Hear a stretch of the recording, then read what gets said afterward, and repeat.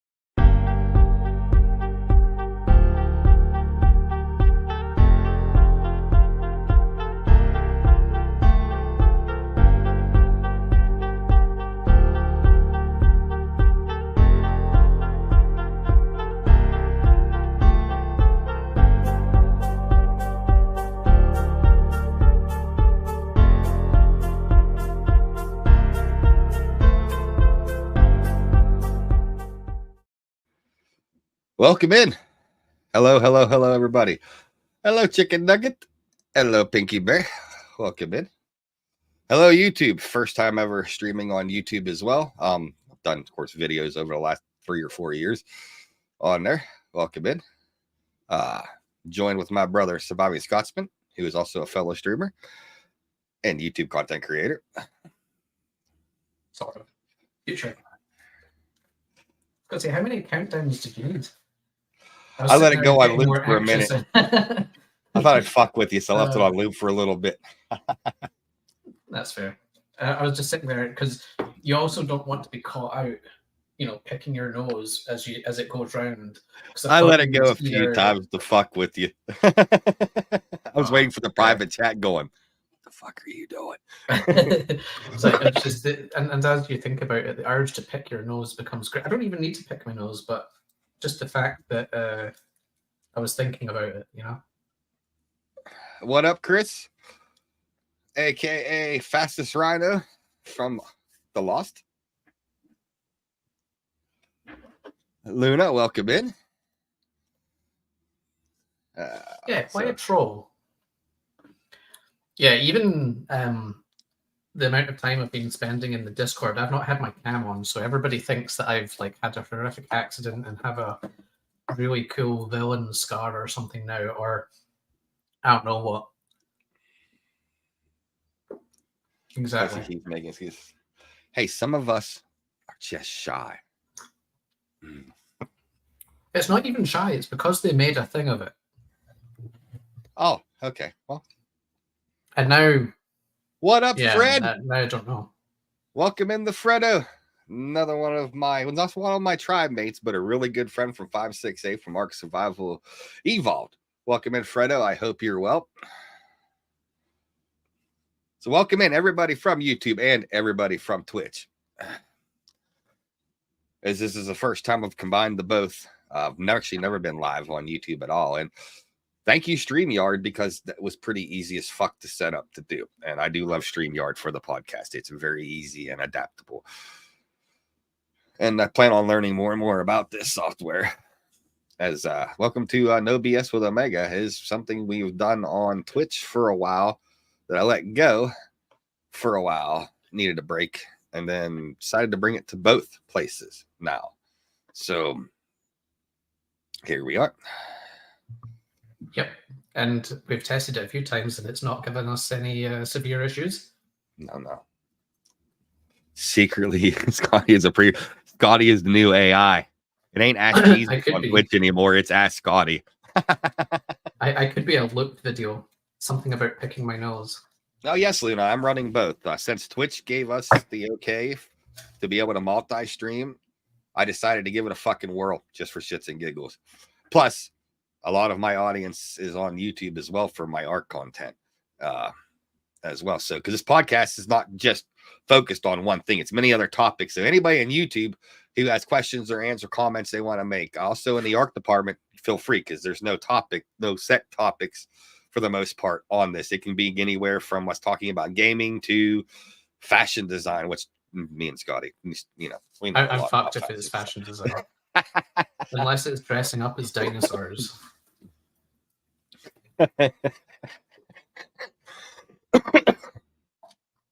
What's on the agenda today, Luna? Well, we're going to be discussing, basically, we're going to pick up from the last podcast that had me and Boris and Pinky and Reepson.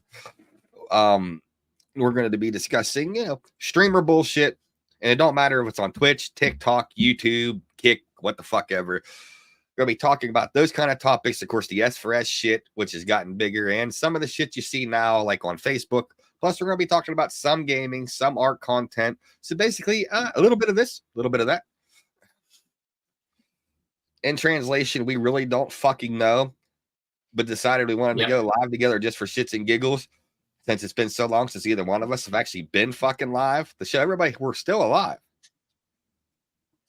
Yeah, in some form. And no, I'm leaving the man boobs where they are. But if you want to talk about boobies, you go. Well, you go right ahead. Boobies are one of the topics, though. Yeah, streamer boobies specifically. Indeed. But we'll maybe go into that not straight away, because keep it lighthearted for the first few minutes, Pinky. And plus, anybody who's new to these kind of podcasts, basically, also, if anybody in the stream wants to comment on something they would like to hear about or have questions, this isn't just our thing, it's also your guys' thing. The biggest misconception that a lot of streamers do is, or even content creators, and make it completely about them and what they want, when it could be, for me, you give me a chat or a community that can run itself while you're streaming, or even doing this, talking back and forth to stuff, that makes it so much better for me. So feel free to comment on anything. And we'll try to respond, because some of my best streams have been when the chat has taken on a life of its own, and I've turned back and went, how did we go from gummy bears to fucking anal probes, basically, in the conversation, because y'all just took it to a dark fucking place on your own. Yeah, I don't know what kind of parties these guys go to, but it's the keys and the balls sort of party to go from gummy bears to probing. You swell to be your lewd self.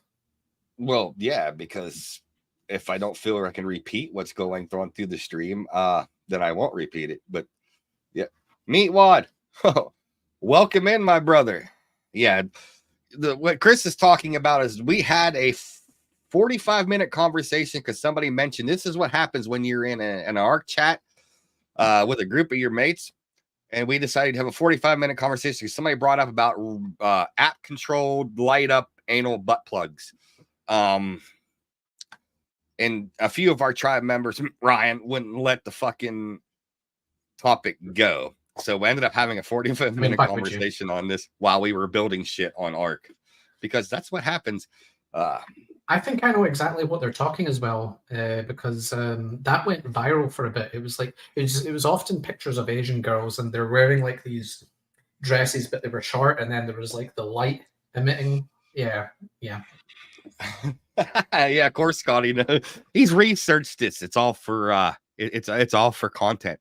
Mo Show, aka Mr. Mo Jangles, welcome in, my brother, from another mother. How are you, good sir? Now we're kicking it off. Let's fucking go. The butt plug chat, we definitely tried to keep that short, though. Oh, and we tried to keep it short, and certain tribe members wouldn't let it go and kept bringing it back up, and that turned into a 45-minute conversation. It was like, I was like, wow, really? See, and now you've started them off with bead talk and whatever as well. This is where people's secrets start coming out as well.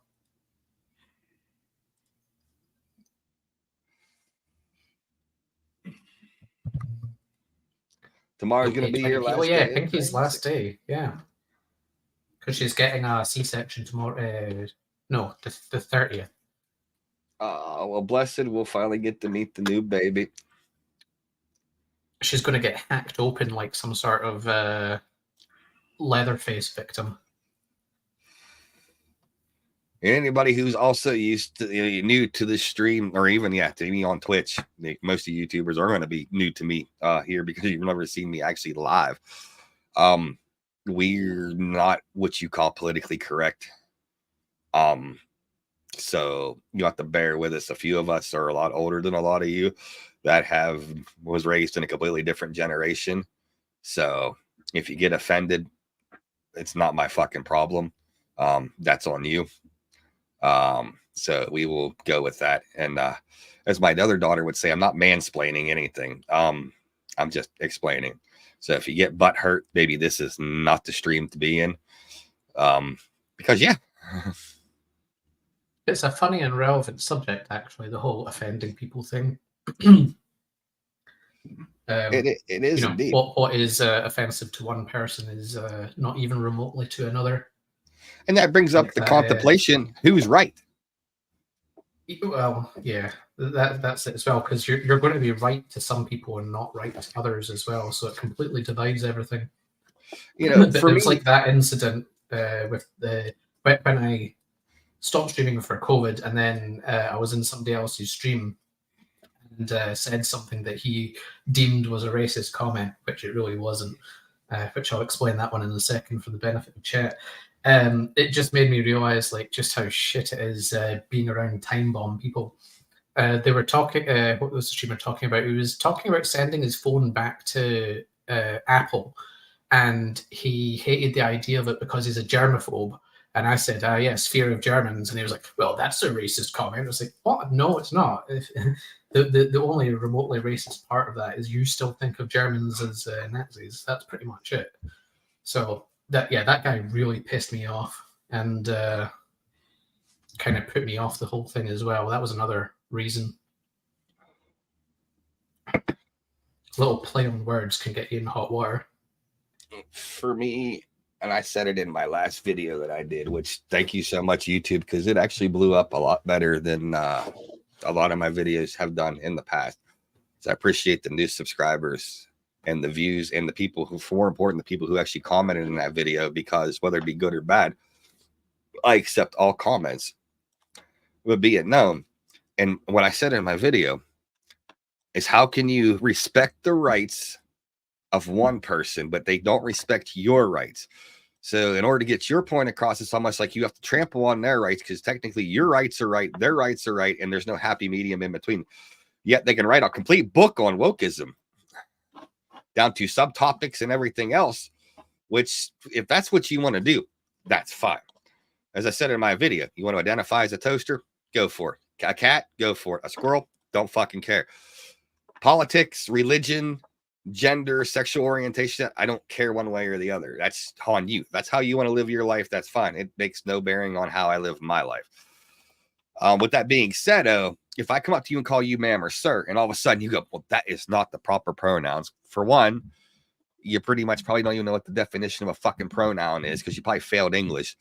Number two, I was born in 77, so I was raised through the 80s and the 90s and clear up till now. In our generation, ma'am and sir was a ma'am or sir was a sign of respect. So don't just all of a sudden get a whole fucking, I've seen streams being started on just somebody come out and saying ma'am or sir. Excuse me, for my generation, basically trying to be respectful, because if I really wanted to call you when I wanted to fucking call you, it would not be ma'am or fucking sir. And I'm being nice about it. And no, nothing racial, would be dip and shit. There's my proper pronouns, dip and shit. There you fucking go. And I mean, the flip side of that is that people use it for clout rather than genuine, I want to be addressed as such, this, that, or the other. They use it as a power move, I guess you could say. Oh, exactly. There are so many channels that have started, both on Twitch and fucking YouTube. And You're afraid you can't even speak because you don't know the right fucking terminology that you're supposed to fucking be using. So let's see.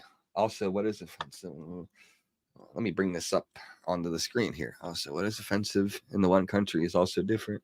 What you can say on here in the US and the UK is very different. I watched this comedy. Forget the name. Some shit. They said it would ruin up. It would, yeah. There are certain words that get used in the UK that Americans don't seem to like in the slightest. The C word is one of them. Australia uses that for just to say fucking hello. They do, yeah. I mean, over here as well, we do use the term cunt contextually as well. So somebody can be an absolute cunt. They could be a sound cunt. They could be.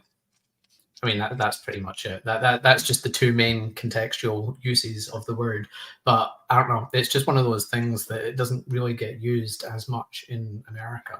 Well, as you say, Australia, the UK, it's a term of endearment or a descriptive word that doesn't really mean much. Oh, I was my friend who's like my sister. She lives in Australia, and she tried to explain this to me one day, and she says, "Oi, we say oi, hello, cunt," or something like that. That's not nothing derogatory. It's what's that's like saying hello, and you can say it derogatory there, but no, and it's the same, yeah. Like what's good in one country, it may not be good in say the U.S. Like I'm from the U.S. Boris, of course, is from Scotland, and we have a lot of my audience is UK based. Surprisingly, I guess most Americans hate my fucking guts, but that's all right. Feelings pretty much fucking mutual. One of the people who don't like me don't give two shits. So a lot of my audience is from the UK and other countries.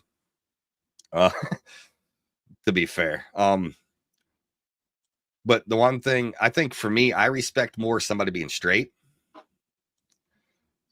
with you than try to sugarcoat and try to tap dance around shit. You're not going to sort nothing out, Chris. Go fuck yourself. I'll catch you. No, I'll catch you later, brother. I'll be on later tonight. You just fucking Leo. I know you have the attention span of a tadpole, but that's all right, Chris. I'll have Alex smack you around later. Is probably a way to go watch a titty streamer. Oh no, Alex is the shit out of him. Yeah, he is a letdown, Fred. It's no different than being on Ark, is it? But like, I don't know. If you went around trying to watch what you say to everybody, then you would never actually be able to have a conversation. Yeah, it's very contextual, isn't it? And you've also got sort of the ability to read between the lines. A lot of people nowadays trying not to read between the lines of what's being said. They just go for the specific wording, and it's so surprising to me that somebody can be told one sentence by a random person in the exact same way as somebody they know, and they'll flip out at one and not the other, even though they've said the exact same thing. Welcome in, Ro. Good to see you, brother. I hope your holidays were good. I get what you're saying. And you gotta love the fact of what they call the gossip chain, where I could basically say, I saw Boris's dog Nugget on stream. By the time it gets to the fifth person and back to Boris, it is, I wanted to see Boris smash his dog on stream because Nugget's an asshole, because people have to add their own shit to it. It's all gossip chain. And by the time it gets around to what's, that just went a disturbing route. Well, no, but just saying, it's just, for example, and for me, Brother Ro, happy holidays, but it's Merry fucking Christmas to me. If you celebrate how you want to celebrate, to other people out there, if you celebrate Hanukkah or Kwanzaa and that, then to them. And if you're Jehovah's Witness, and happy Monday. But like for me, Merry Christmas. People say happy holidays to try to be on the safe side. It's Merry fucking Christmas here for me. So no, you're not bothering me, but I don't need anybody to offer promotional channel or chat bots. So been a while since we've seen that. Yeah, you can pretty much go fuck off and get out of my stream. So I don't even have my Twitch up. But whatever. It's all good as Mojangles has shown them the door. Thank you, brother Mo. Appreciate it. You know, these promotion shits. Hi, hello, sorry for bothering you. Well, why you fuck you in my stream? You know what you're going to do. Why come to my stream? Anybody who fucking knows me well enough knows you ain't gonna last long in a stream of mine with that bullshit. As I don't need chat bots or any of that shit. I run my own shit when it comes to adding like the mix it up and shit like that. Which again, as me and brother Boris were discussing the other day, we had a long conversation. I'm going to be rebranding. You see in the upper right-hand corner, it says ODG Studios. That's not going to be the logo done. I just put it up there for shits and giggles. ODG Studios, I think, is what I'm changing my name to, because a Megadon's Gaming 1977 is long as fuck, and I'm too lazy to type it out anymore. So I'm going to abbreviate it and change some shit around so I can peg the bots. Hi, Paul. Peg What the bots. brother Mills? How would you do that? Knowing Pinky, she'd find a way to do it. She would find a way to do it. She's obsessed with pegging.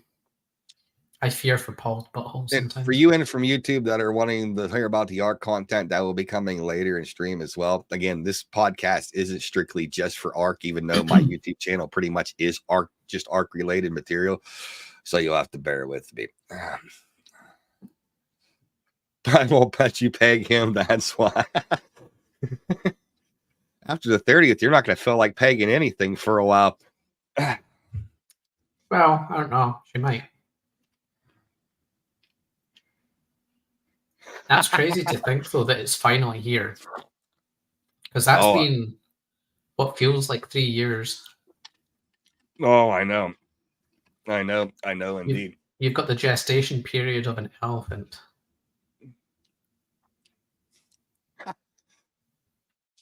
You know what, Fred, I've got to kind of agree with Chris on that comment to you. As I love you and Dubs to death, I am no fan of Ricky's.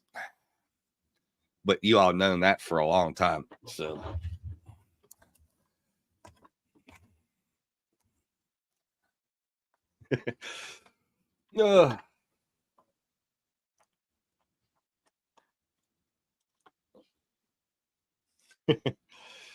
oh yeah, it doesn't seem like it's like been that long actually, but oh, you need to hear about it every day to make it feel that long. I can't wait to see pictures of the new baby. I can't wait. It's gonna be weird to see her not as a fucking water balloon. Because we're used to it now.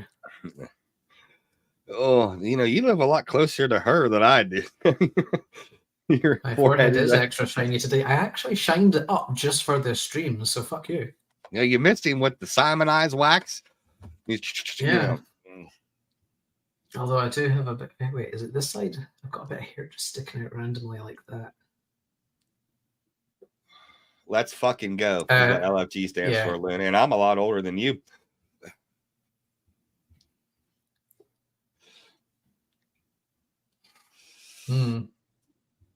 Are you? You said that you've not been on ARC for a little bit, have you?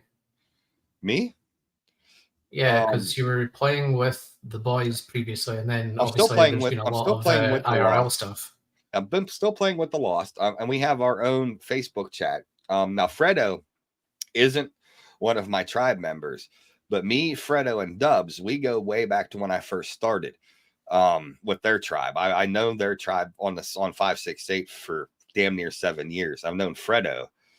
Fredo is probably my 5th subscriber to YouTube, but he's been my friend for damn near 8 years, damn near as long as John and Ryan and Chris know. The original Lost is me, John, Ryan, and Chris. But we're friends with Fredo and Dubs actually lives a few states down from me. Fredo is in the UK, but 90% of the people that I tribe up with and stuff that I'm friends with are from the UK on ARC, because I play on UK servers. Dubs is one of the few Americans like me that are friends on there from the ARC days. Now they're playing on a different official server.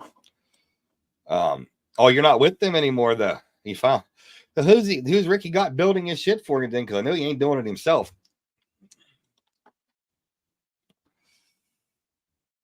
Yeah, I'm older, Luna. I'm 46, my dear. But no, I Art's haven't definitely played. better with people. I haven't played since I want to say Saturday or Sunday just to check the settings on All the right, Night Auto okay. servers. But as far as been Yeah. aggressively playing, it's been since the last event finished off. Me and John, especially, grinded the fuck out of that rest of that event, and we took a few days away just to chill. And then yeah, with all the real life stuff though, as far as me being able to sit down and focus, I've not been able to. You lost love for them boys. Sorry to hear that, brother. No, he said the Lost. Love them boys. He missed a Oh, comma. So sorry. I can see why you misread it. Oh yeah, the lost. That's the Commas are important. That's our tribe, and our tribe's a lot different. We don't have any leaders per se. We're all equal. We all do our own thing. We're just all in the same tribe. Oh. It is my face. I mean, yeah, it's because you made such a big fucking deal about it. So, yeah. Damn, Boris, I didn't realize this is gonna be such a big day today. People coming in with your face. Hashtag Boris's face. Yeah, Dubs is the shit. Yeah, we miss you guys too, Fredo. We were talking about you guys. I think the first night we were downloading and shit. I said, yeah, I haven't seen Fredo and Dubs in forever. So Ricky, I don't miss. I just don't have the heart to play it. You can see your future in Boris's head. Is it desolate? Is that what you see? Desolation? Yeah, turkey trials. Yeah, we finished up the turkey trials, and I am running the Christmas event on my Nitrado server, and I've added a lot of different mods on it. Plus, I have a secondary server that I'm getting ready to put Dinosaur Overhaul X2 on specifically to run, since I just didn't getting tortured enough. So I figured I'd go for broke and put one of the hardest mods put out there on the market in and give it a fucking whirl. Now we'll be live streaming again soon. For people who don't realize what's been going on, I'll explain to what's been going on, because my wife told me that I could, even though I hadn't been. For you that know me well enough, know what's been going on. But for what people who don't know, what happened was, and of course for months now, Lori's stepfather has been dying of cancer, and Lori's mom got hit hard with Alzheimer's and dementia. Well, last month, right after Thanksgiving, Lori's stepdad passed. And then not more than when she was at his memorial service, because he was being cremated, she got the message at the end of the memorial service that her mom passed. So we're talking within a week of each other, they passed. So between going to memorial services, her and her brother trying to set everything up for the wills and everything that's been going on, I've not had free time to stream because I have been dealing with abs and the household while she's been trying to take care of everything else, plus try to work. So ergo, being live is hard for me right now because I've been dealing with that. So that's why you've been seeing a lot of YouTube videos out of me, because that's something I can record, because I have another setup upstairs in my bedroom that I'm finishing up, putting back together. I've been doing recordings and stuff up there because it's easy to edit, put the videos out. Now I'm down here in the office live because this is my normal regular setup. My wife's off until after New Year's. She took some vacation time. So it allows me to be down here today with all you fine people. But that's what's been going on. A lot of in real life stuff. Trying to just get that sorted. And when anybody needs to remember, no matter how much you want to be on, real life comes first. For the people who need to reach me, know how to reach me. They can other means to reach me if they need to reach me, or they can go to a person that does know how to reach me outside of Discord that can reach me. But the people that I want in contact with me on a daily basis, they have other means to reach me besides Discord and that. Like I usually message Boris at least a couple times a week. Sometimes it's every morning, depending on the given day. Sometimes it's a week, and then all of a sudden one of us will float a message like, the Vikings didn't do fucking well tonight, did they, fucker? Or something like that, just out of the blue. I would be surprised at that, though. But I know if I need to reach Boris and how to reach him, and same, if it's an emergency, Boris knows how to reach me. So, and so do a few other people. But for the most part, I had people coming to me going, Omega, But this shows your Discord online. Why are you ignoring me? Okay, let me clarify this for the people that don't realize. This whole computer setup down here is an office off the back of my basement. My computer stays on 24 hours a day down here. I come down at least twice a week and restart it just to refresh Windows on it. But my shit stays on down here. So you may see me on Discord as online, but doesn't mean anything because I don't keep Discord on my phone. I find it annoying. So, and my upstairs PC stays off unless I'm editing or I'm doing something. So, for those that think I'm being stuck up because I've been on Discord, you've messaged me and I'm not responded in a few days, it's because I don't have it on my phone because I don't want it on my phone. And I haven't been down here to my PC to see your message. So, ergo, that's why you still see me online because my main computer stays online 24 hours a day, 7 days a week. Because I've had a few messages and some people got a little pissed off. And I was like, well, I'm not ignoring you. I just haven't been on Discord. It shows I'm live, but shows me on live on Steam 24 hours a day, but doesn't mean I'm on playing. Just shows my computer is turned on. Well, of course you will, Pinky. You're going to have to get used to a completely different lifestyle, right? When your baby's born, that totally comes in and changes a lot of things. It does indeed. Okay, so now that we've bounced completely, appreciate the loves, Fredo. No worries. We're getting through it. Again, I didn't put this out on social media and shit because, hey, we didn't need the, oh, I feel sorry, oh, and this and that. But the ones like Boris and Pinky and a few others who talked to me on Discord or whatever, or Messenger, knew what was going on because I didn't feel the need to advertise it. Because let's face it, folks, I don't do this for a living. This is a hobby for me. Do I want to grow? Well, yeah, I want to grow. I would love to grow. But I'll grow in its whole time. But for me, any money made off of Twitch and that usually goes right back into my setup. It doesn't really pay a bill. It doesn't do this. It doesn't do that. And I'm nowhere close on YouTube at the moment to even consider that. And let's face it, YouTube's not going to monetize my shit anyway. So that's never going to happen, even if I have the stuff, because it's me. So I'm sorry about the ads, but yeah. Unfortunately, take a minute. Yeah, we'll take a minute for ad break. Okay, the NFL does. Won't stop. Commercial break. You've seen the video, not NFL, but it was the WWE, this awkward moment when they were mid ads and Randy Orton was just standing there looking like a complete plum. No, I never seen meant to be in the. It was meant to be in the middle of like a serious promo where it was like, I'm going to kick the shit out of you and all that sort of stuff. But he's just standing there going, look, at the ringside. It's so funny just how easy it is to break the immersion in something like NFL is a lot of stop-start anyway, but WWE or anything, everything's going down the ways of ads these days, which I don't know why, because I don't think that ads actually work. You know, like I could see an ad for, I don't know, some car.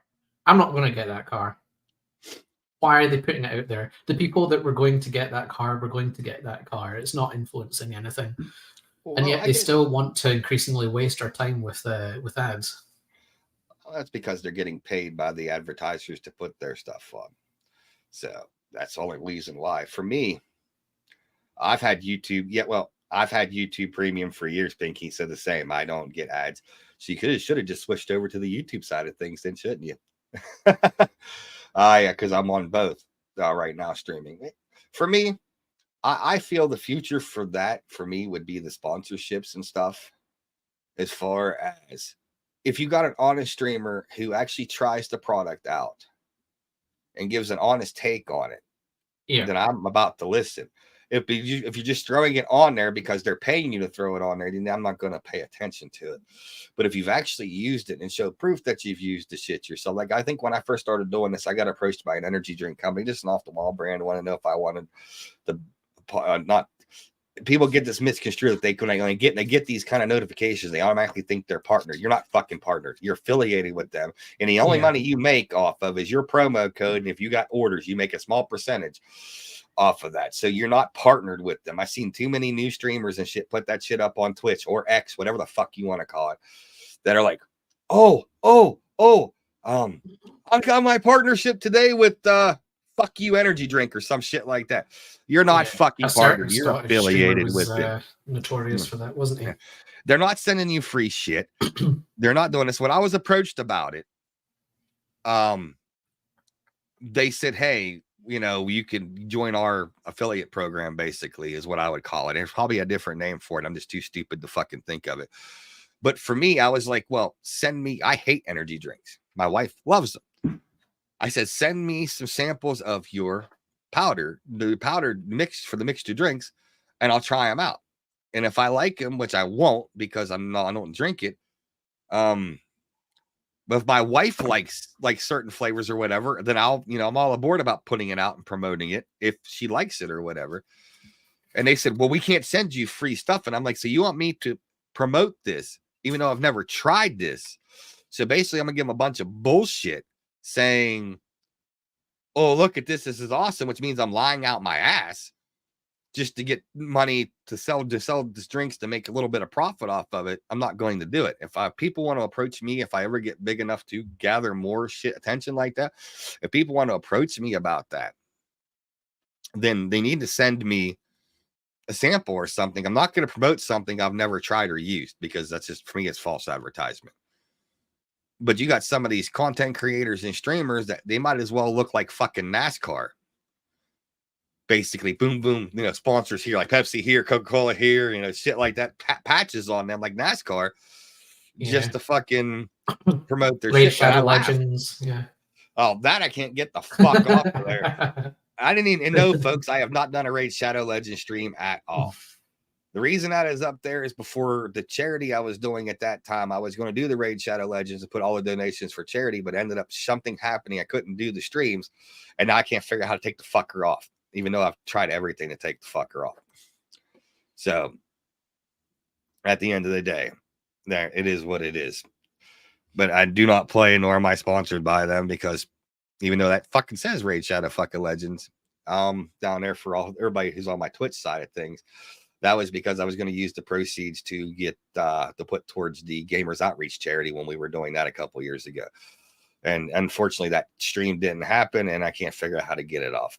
One of these years, I will figure out how to remove it. But if not, it just fucking stays. Well, just get rid of Stream Elements as a bot.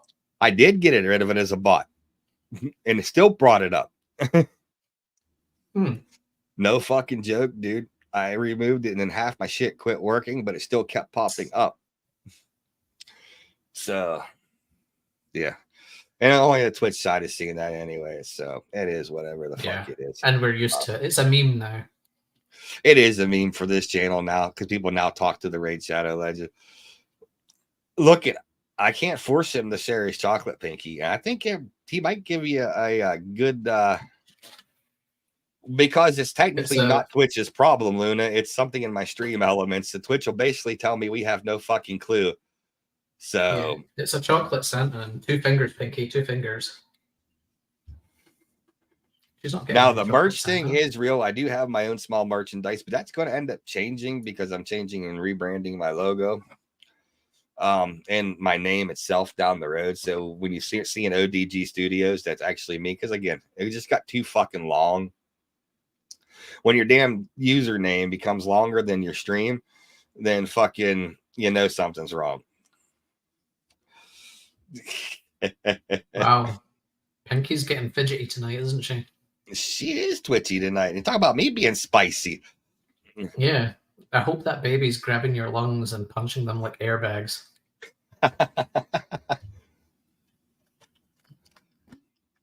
You just wanted chocolate. Well, do you not have any in the house? Better send your YouTube premium sugar daddy you were just talking about out to get you some fucking chocolate. For those who can't see on the YouTube side of things, like I said, both Twitch and YouTube are running through my chat simultaneously. So I am better known on Twitch than I am YouTube as far as follower wise. There you go. And I'm used to, like I said, first time I've ever streamed on YouTube. So I've just done video content. So if I feel like I'm talking to myself, I'm actually looking at my other chat because it's coming in together in the one chat. So no worries, guys. You mentioned yeah, we can have some chocolate together. I'm just waiting for her to go through and realize that the fat bitch is already eating it. JK. Oh no, she's got it. Okay, fine, we can have chocolate together. You made Paul ring it.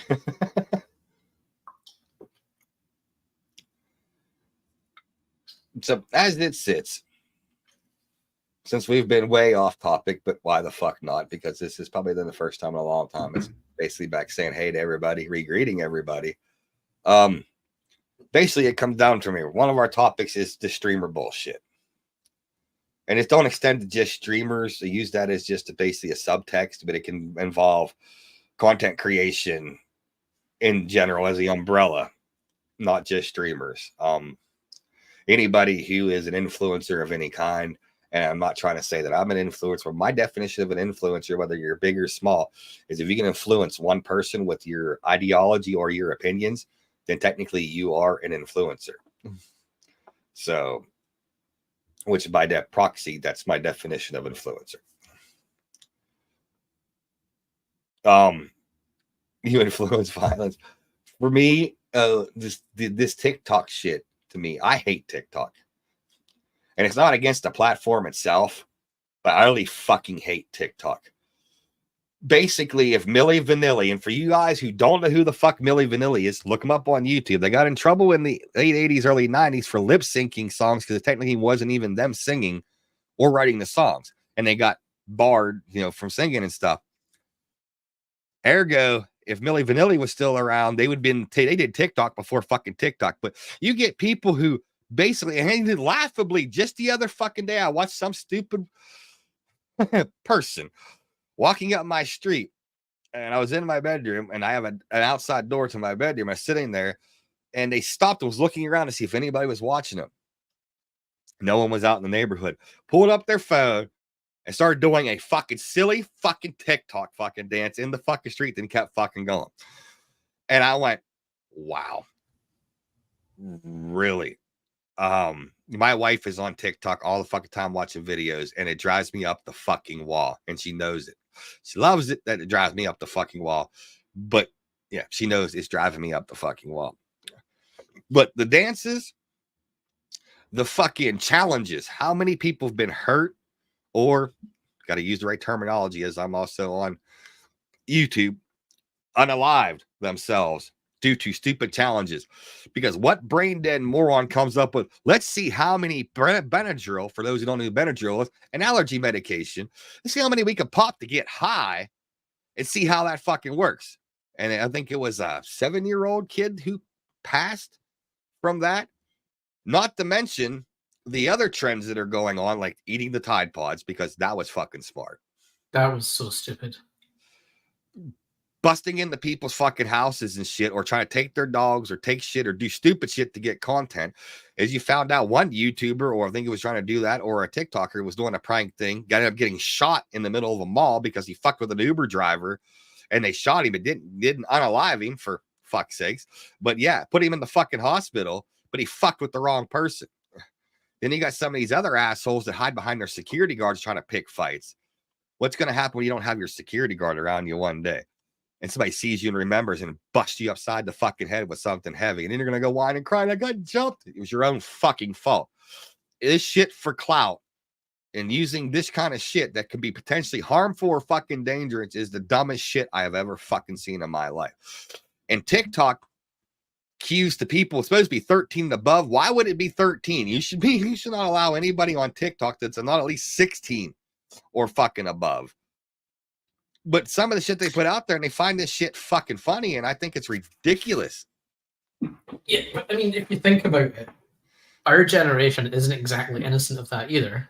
Let's just take Jackass and the early Vine days. Well, even before Vine, there was people doing prank shows and stuff like that that also encouraged doing stupid shit. It's just more extreme now with the amount of people that it can influence to do stupid stuff. But how many of us have tried some Jackass stunts? Well, I've got stitches in places from that. But exactly. seriously, yo, For me, it's not even fucking worth the money. Fucking, if you're not getting like subscriptions or donations on TikTok for like a 1 million view video, and people can dispute me about it, but I Googled this. For a 1 million viewed video on TikTok, you're lucky if you make $40 US. It makes no sense to me at all. For clout, and these fake flexers with these rented cars and shit, and these places that aren't even theirs, they flex on them, have mansions, this and that. You need to flex. Okay, that tells me you probably have something in the range of inadequacies that you have to flex, and take that meaning however the fuck you want it, because I don't fucking care. Anybody who knows me well enough knows I don't really give a shit about a lot of things. But when you've got kids, as being a father of 5, and you've got kids of your own who watch TikTok, even though they're all older and out of the house, basically, except for my daughter Ari and my daughter Abby, but they're all over 21 except for Abby. Like, the originators of some of these challenges and shit are just beyond me. I feel that the people who actually started the challenges, created the challenges, they should be fucking prosecuted. If they're dangerous people end up dying, I understand there's a two-way street. Say, well, they shouldn't be doing it. Well, you shouldn't be putting that shit out there. I think they should be prosecuted. If it's illegal, I think the originator should be prosecuted for the shit as well. Maybe it'll stop some of this shit. I'm pretty sure there's precedent over that as well. I feel encouraging people to storm a building of the Capitol and stuff like that. I feel, yeah, who's got his own social networking site. Anyway, I feel that there should be more legislation on this kind of content. And people are going to get pissed at me for saying that, but I feel that the YouTube genre is like the crypto genre, where there's not a lot of regulations as far as federally and that stuff yet, at least over here in the US. They should be cracking down on some of these sites. The FCC especially should be cracking down on some of this shit. And TikTok themselves. And it's not just TikTok. You got the Instagrammers and all that shit that's a total other ballpark in itself, to getting down to streamers of another gender. No, I didn't hear Omega got shut down. They didn't get shut down. They shut down. And the reason for that was because there was too many dick wavers, pedophiles, and that sort of stuff. Oh, that was, yeah. They decided that, no, we can't police this. And there was one YouTuber that I watched that would go on Omegle, and his content was specifically because he was a multilingual person. He speaks, I think it was a dozen different languages. And he would link up with people from like China or Sri Lanka and other places. And they would talk in English, and then he would surprise them by speaking their language, which was pretty fucking cool. Now, that's good content. But yeah, I've seen like the Kermit ones on the Kermit one's fantastic. On YouTube and some other things like that. That guy's milking it, though. He's running out of ideas. A lot of these content creators are very short-lived because they have one good idea, which has been a good idea. The Kermit whipping his gherkin out was a good idea, but how do you progress something like that? That's the problem with a lot of them. You can take that and take other things. And when you're doing shock value streaming or shock value content, which is what I call that, you have to keep one up in yourself to make it more shocking to get people to come in to what's next. Yes. Committing an actual robbery on stream or something like that. I mean, there's got to be a stop. It's kind of like desperation to stay relevant, isn't it? Because that's a problem with Instagrammers as well, is that they get themselves into a bit of a tiz trying to stay influential. I call it more they didn't get enough fucking hugs as a goddamn child or some shit. They're like that goddamn kid that sits off to the side of the playground when their parents are looking at their phone, going, "Mommy, mommy, mommy, me," and they're not paying the fuck attention. He's jumping up and down like he's doing the pee fucking dance. That's what these fucking TikTokers and shit remind me of. Now. Yeah, I don't know. It's a big change in society that I think drives it. It's There's a lot of people in the world now compared to even 20 years ago, and everybody's fighting for the resources of attention and popularity, and there's just too many people to compete with, so they do dumber shit as they go on. Well, but they keep trying to outdo themselves. Okay, and for me, getting to some of my art content on that, you'll notice a lot of my videos don't follow the norm of other streamer clicks and stuff, or other YouTuber clicks and stuff on art, because I'm not afraid to speak out on what I feel, exactly how I feel about wild cards, snail gaming, and the whole art community in itself. Being said, I watch a lot of streamers, and like I said, I've said in my other video, I have a lot of respect for. But this shit, like any other platform along with Twitch, you have these fucking clicks. So you get one person who's basically the head jackass that puts a video out. And then the rest of the bottom feeding jackasses go through and go, oh, and so all of a sudden you see 50 different variations of the same fucking video that the head jackass put out. And they feed off of each other on the views and shit. And I don't agree with it. I would rather just stay small and insignificant, like my channel is on YouTube, than have to go down that same fucking run of everybody jumping on the wine bandwagon and putting out the same watered down version. It may be a little bit different in flares, but I get tired of watching the same. It's like watching TikTok. You hear that same fucking song on 50 different fucking videos, but it's maybe different content, but the background music, the fucking sings. My wife will be the one I'll hear, oh no. And so we'll flip to something else. Oh no. Oh no. And it'll flip, oh no. And I'm going, for about 20 minutes, I'm fucking seething. And it's like looking over at her like, and I start grunt. You know what, Pinky? I think you would. And it would be like on this. How many in here on Twitch love Ragey Omega? Pissed Off Omega. A lot of you come to my stream knowing that if I'm playing a certain game or an independent horror game, I'm going to get pissed at it. So I have people that would show up just for me getting pissed off. So say that's something that I did every fucking stream. Now tell me, what part of it after, say, 6 or 7 streams or 6 or 7 videos does that become I actually feel a certain emotion towards that game or something, or it's just me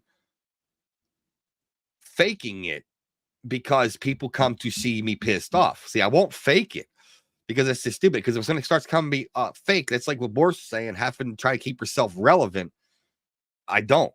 So you'll have some streams where I'm pissed off because I have a message I got to say, because I've seen a bunch of shit that pissed me off, like my last video that I did on YouTube.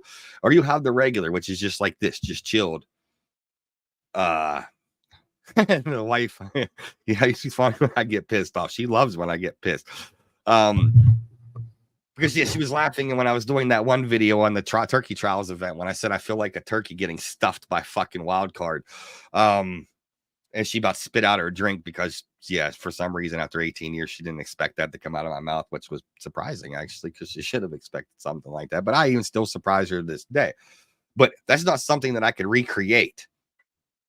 That's something that I have to emotionally feel.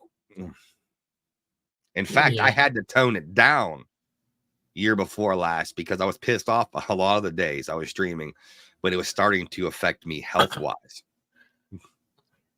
Yeah, I remember that, actually. It was, you do. Actually, through a couple of games, just said, yeah, fuck it, I'm done. Literally had to calm myself down because I was getting chest pains and a lot of other things, and it wasn't good and conducive. But again, you have people who will stick to that certain genre of how they act. And a lot of it is, are they acting genuine after a while, or is it because everybody else sees them acting like that? And that's why they jump to your channel. Do I keep acting like that? When does it become actual fake? I mean, I think part of the problem with that is that you've got quality versus quantity. And the way the algorithms work is that, unfortunately, if you don't post often enough, you slip in the algorithms. So people tend to feel that they have to just post any old shit. And to me, that just becomes watered fucking down content. Which it definitely is. But, these people, if you think about the majority of TikTokers that are doing quite well, none of them have studied, how to be an influencer or creator as such. They're just random people that did it and got popular. So they're doing the best they can, but doesn't mean that it's right. It's certain videos that went viral that they did. And granted, Yeah. as a streamer or content creator, you need to look at this from a business perspective sort of things and see what videos were working or what streams were working, what games were working as far as people coming in and out. But you add that in, but you cannot, like for me, my whole channel on YouTube has been nothing but art content.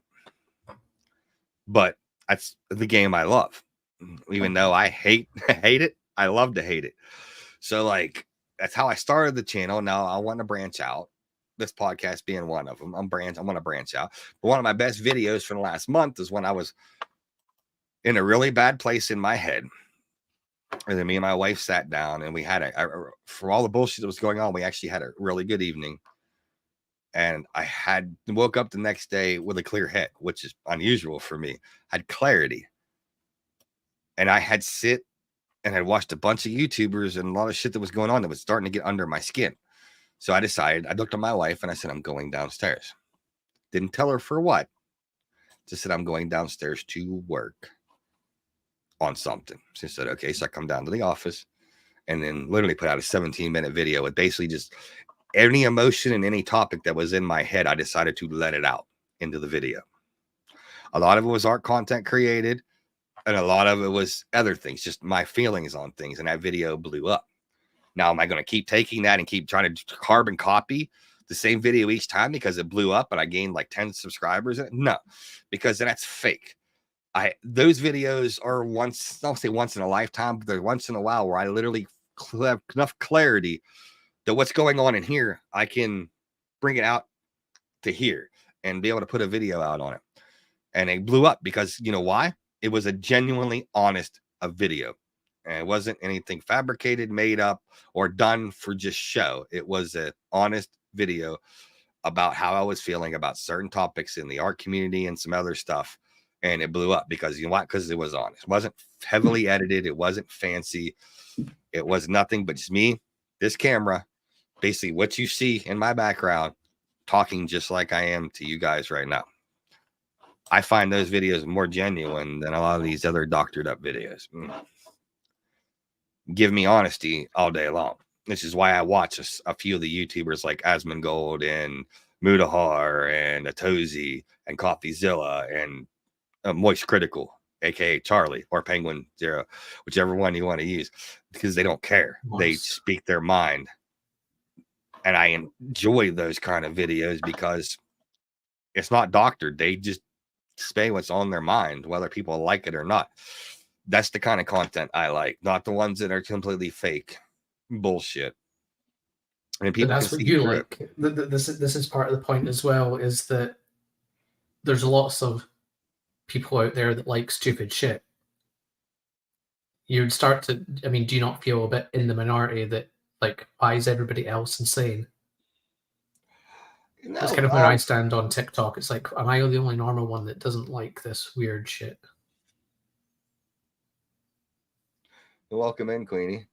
I do wonder about certain people's sanity on certain TikTokers, Twitch streamers, and YouTube content creators. But it's like you reach a point, I guess, when you get so big, Boris, that like the channels take on a life of themselves. You could literally put a video out polishing a pile of shit, and people will come in and watch because it's what you're doing, because it's you. If you've reached that kind of bigness, like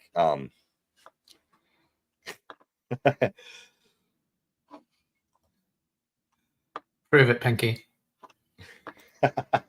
So like, yeah, I do wonder about some people's thought processes in the videos that they do. But for me, I like genuine content. And I know I don't speak for the complete status quo, but you give me genuine content all day long over bullshit any day of the week. Which brings us to another topic me and Boris were discussing. It's something me and Boris both hate with a passion. Now, when I started doing my YouTube video, I started doing what everybody was doing. Basically, like, if you like this content, please like, subscribe, add notifications to the bell icon, and keep going. I understand they're trying to grow and they're making money off of it. But some of these content creators, about every other fucking word or some animate will pop up saying like, subscribe, like, subscribe, like, subscribe. Don't, by the way, did you forget to like and subscribe? By the way, don't forget to do that. That shit drives me up the wall, and it automatically gets a click, and I go away. That's actually one of the things that if I'm watching a video for whatever reason, if they start that bullshit, I'm gone. I will jump out of videos, even if it was going to give me the answer to what I need in a game. I'm fucking gone. I'm going to go find somebody that's not monetized and, you know, go to their video and thumbs up it or whatever. But as soon as they start doing all that fake shit, I'm done. I'm so done. Now, granted, for people who are having legitimate sponsors and stuff, I understand they've got to put that out there because they're, and I mean sponsors, not affiliates. People are actually getting paid by the company to advertise their product, whether they sell anything or not, versus your regular pushing an energy drink. Yeah, they get like that, Queen. It's gotten worse, and that's why I switched to YouTube Premium, because their ad shit got even worse. About every other second, there's a fucking ad, and it goes from now you have 5 ads to watch at one time before you can go back to your video. So I'll pay the money a month to not see the fucking ads. I'm not bothered because I watch YouTube about 24/7. And don't get me wrong, I do watch other people's content. There may be something they put out that I didn't realize, and I will do a video, but I will put a video out saying, I found this person's video and I added it to my video thing. And if I actually like the content creator, not a piece of shit, I will say their link. Here's links in the description. Go watch that video. Even if I don't like them, I will say I did not come up with this originally. I found this in another video. So I am going to take credit for somebody else's stuff on that. I don't mind the ones that say it once. It don't even mind saying it once. If they make it cute, like with the icons and that, I do find that entertaining. Yeah, that's totally fine. But like, as soon as you come onto the stream, I could have said live with Omega and Surviving Scotsman. Like, subscribe, hit the notification bell. And 2 minutes later, make sure to like and subscribe to this channel. You know, I think that's part of it as well. Is the you know how we're old and find kids annoying, or find teenagers and 20-year-olds annoying. It's very, I'm not wanting to like name any YouTubers because I don't know any, but there's got to be someone that started doing that stupid bullshit and everybody thought it was kind of cool in the way that 20-year-olds find things cool that are stupid. It's probably the same people that they paid for watching how to become a streamer and how to become a professional streamer and get on, are the same people that do that. For me, YouTube especially is a different monster than Twitch. I had the luxury of knowing a couple decent sized streamers that are friends of mine, that I was able to get advice off of as far as the hashtags that are in your settings on YouTube and stuff like that, and learning to capitalize every word in, say, with your every letter, not every letter, but at the beginning of every word in your description, just little nuances. And these are people that, one especially who does this for a living, has been doing it for years, was able to give me the little the tips and tricks that allows the algorithm to pick you up, like that these other streamers that are putting out stuff out there saying, you know, subscribe to my thing, give me $50 a month and I will show you how to be professional, that they don't even talk about in those kind of things. They literally Boris is fucking with Pinky, of course, and they literally don't know that there's certain little things that you can do, like in your, you know, thumbnails and shit like that, especially to be able to attract. And I'm not talking about clickbaiting. I'm talking about how you do your thumbnails, where you add the stuff into the thumbnails, so on and so forth. Just little stupid tips and tricks that you can learn that helps get you noticed out there a little bit more. And that advice was free because it was from a friend. And I asked, what do I need to do? Because I didn't know nothing when I first started doing this. I had a couple people helping me. I knew nothing about how to set up the YouTube channel and stuff like that. So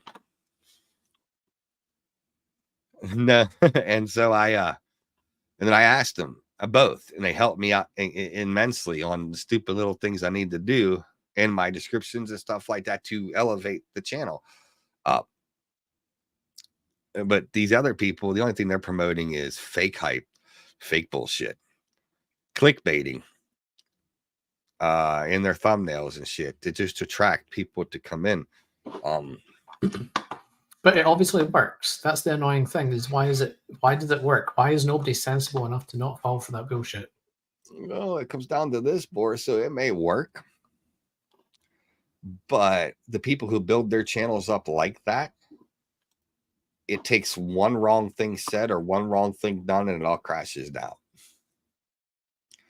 The people who aren't true, the people who aren't true to who they are and are something that they're not, and it catches up with them in the end, they get dropped like fucking bad cabbage forever. For me, I have no skeletons in my fucking closet. I'm pretty much an open book. What you see is what you get. People who know me outside of streaming and YouTubing, I'm like this off camera. So this is no act. This is who I am. I had people like commenting in my last video saying, you know, I love the fact that you no nonsense, no bullshit. It's because I'm not any different outside of stream, and in real life, I'm the same person. So when I hit that go live button, I'm might be even a more toned down version of myself where I'm holding back. Unless I really get there is a pissed small off. degree of that required. Yeah. You can't be all one way all the time. You do have to sometimes tone it down just to, right, you know, be casual. Keep from getting whatever, canceled. You know? Well, there's that, yeah. So 20 years down the road, if I'm still actually doing this, which probably won't even be alive in 20 years, I'm still doing this. I'll still be the same, probably fatter, but I'll still be the same person that I was doing this 20 years prior. Yeah. You know, I watch a lot of those Luna. I love the true crimes and stuff like that. It's called murder porn. I've been watching some other stuff too, like the YouTuber channels that post Reddit stories that they read on their things. I get stuck on them and I'll watch them for 3 fucking days straight. Just nothing but it's some of the fucked up situations and shit. I'm just going, wow, really? And I end up getting hooked on them. And I'm not afraid to admit it. Yeah, no, I mean, there are very interesting stories of just how fucked up people are and what they try and get away with. So, yeah, I can totally see why. The other scary pastas and that sort of stuff, or creepy pastas, I also quite like watching them because it's usually a little Minecraft video. They're jumping around a Minecraft world. Yeah. I've seen a bunch of them. I was watching them the other day. Eventually, I have to quit looking because about 3 or 4 hours to watch it, I start getting seasick, basically motion sickness from all the bouncing around. Sherry Elite, welcome in.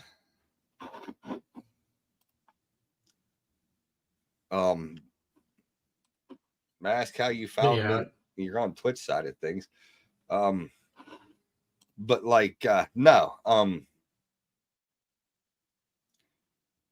Those are cool, and a lot of it's not their own stories. Now there is somebody on there that started his channel up, I want to say this year, who's gaining traction. I cannot remember the name of the YouTuber, and I find it, I'll actually post it on the next podcast. But they started the channel because they had their own experience that they went through.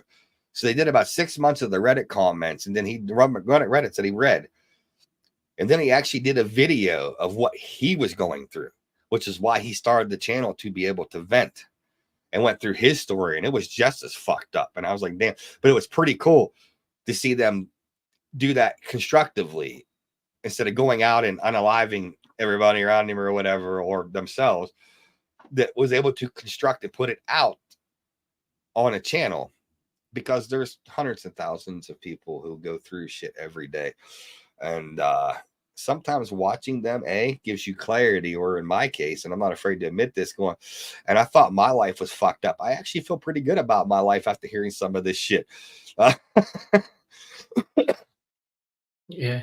Pinky's genuinely got a haunted house, by the way. Is she haunting it? No, she's got ghosts.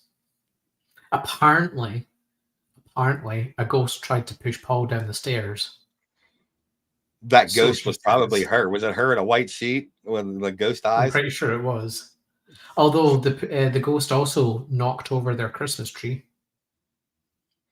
That could have been And thinking of a drunken apparently stupor. mimic their voices as well.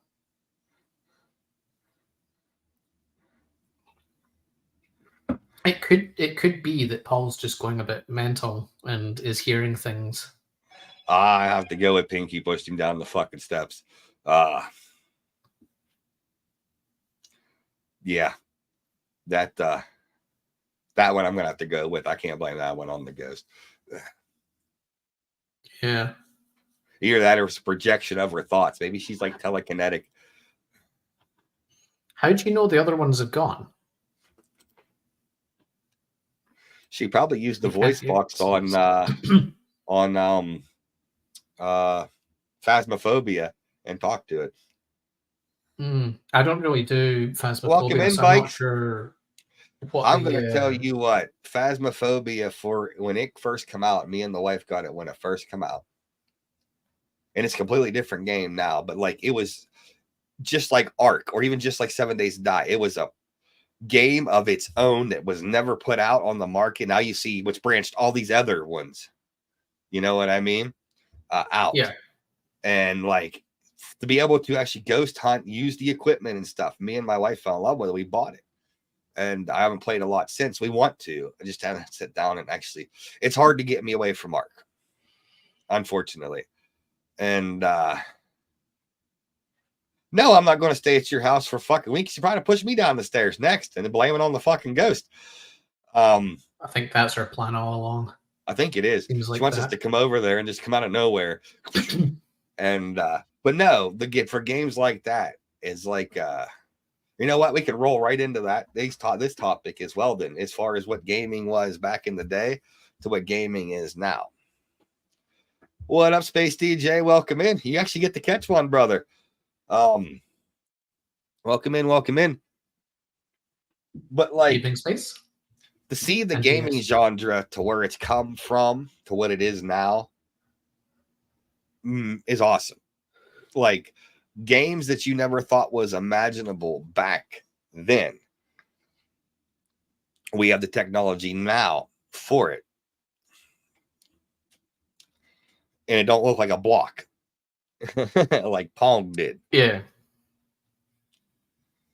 God, the people who first made those games must be like, oh God, what would they're still alive, most of them. But right. They must be like absolutely shitting the bed going, I created Pong, which was a basic pixelated piece of shit. It was good fun back in the day. But to sit there and look at Red Dead Redemption 2, for example, they've come a long way in a short period of time. One of the game breakers for me was, and it will always be, Dragon Warrior for the NES. Because that was one of the first RPGs for the Nintendo that I played. I don't think I remember that one.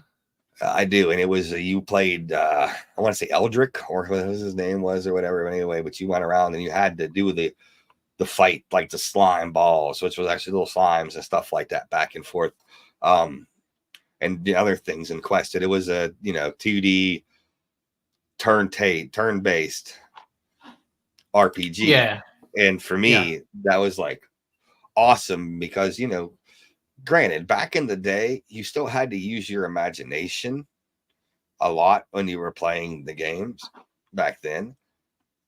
And I'm talking Atari and NES to now where you really don't need to use your imagination on a lot of this. I mean, for Ark, when you were a kid, you loved fucking dinosaurs. And the fact you get to live in a realm with dinosaurs, to be able to tame them, breed them, ride them around, like it was every kid's fucking fantasy back in the day, at least my generation. Like to see that shit was just, it's like basically when they come out with Jason versus Freddy movie. Now we all used to have these discussions as kids about who was a better badass in the horror genre film. And they're like, oh, Freddy, like fuck Freddy. Jason will whoop his ass. And then people are like, oh no, Michael Myers, yada yada. To see Freddy versus Jason was like a culmination of everybody had been waiting for that for years. Yeah, and then you can now play as them in Dead by Daylight. Really? Freddy and I Oh, don't know if yeah. Jason's there, but Michael Myers definitely is. I am not a Apparently they've DVD got Chucky person. now. Me neither. I can't Unfortunately, stand for it. people who are DVD people, I do not like the game. I try to play, but I'm sorry, I just can't stand it. I will watch it if certain streamers are doing it, but for me, I can't. Uh, I Yeah, try, but but I back in the can't. day, remember they brought in the SNES, I think it was. There was a Jason Voorhees game, Yeah, that was actually they had one for and the it was regular fucking Nintendo terrible. as well. Yeah, it was terrible. I But loved it. nowadays, you can go around as Jason and start, or Michael Myers or whoever, and actually slash up people and stuff like that. Well, and to be Leatherface. fair, I play a game called Bigfoot, which is just like Yes. Dead by Daylight, but I love it because you get to explore the maps and do the things. You can either be Bigfoot or be. I think the biggest reason I like it over Dead by Daylight is you don't have to play with other people if you don't want to, and you can play against the AI, where the Bigfoot's just artificial intelligence, and it's not you're playing against a computer, not having to deal with toxicity and other people. You can play a private match away from them. And that's probably why I prefer it. And but to find Bigfoot, fuck sakes, running around tracking Bigfoot, trying to kill or trap Bigfoot. It's on my list of things that I to do. So yeah. They should bring up a Nessie Hunter one. For me, like I go clear back to the Atari. So Frogger, Cubert, Pac-Man, Donkey Kong, and one of the hardest games in the world to ever play. I got thrown away more times than any E.T. Ugh, that was terrible though. That's the worst rated game ever. Yeah, I was the Atari 2600 was my first console. And yeah, those titles, and one that was about a helicopter that was scrolling along. You had to go up and Oh, that down. was the Can't remember Desert what that Strike. was. Yeah, Desert Strike. Yeah, and there was one in this Jungle Strike, Desert Strike. No, those are different. Those were for the SNES. I think that, but Airwolf. I don't think it was called Airwolf. One Because that was a second. It TV was show over here in the U.S. back in the Atari. '80s. Was Airwolf. And yeah, Blue Thunder as well. But I think they actually made Airwolf a game for the NES. Let me see if I can find it. Because it's pretty obvious. It wasn't Chopper Command. Oh, there it is. Ah, fuck. What game is that, though?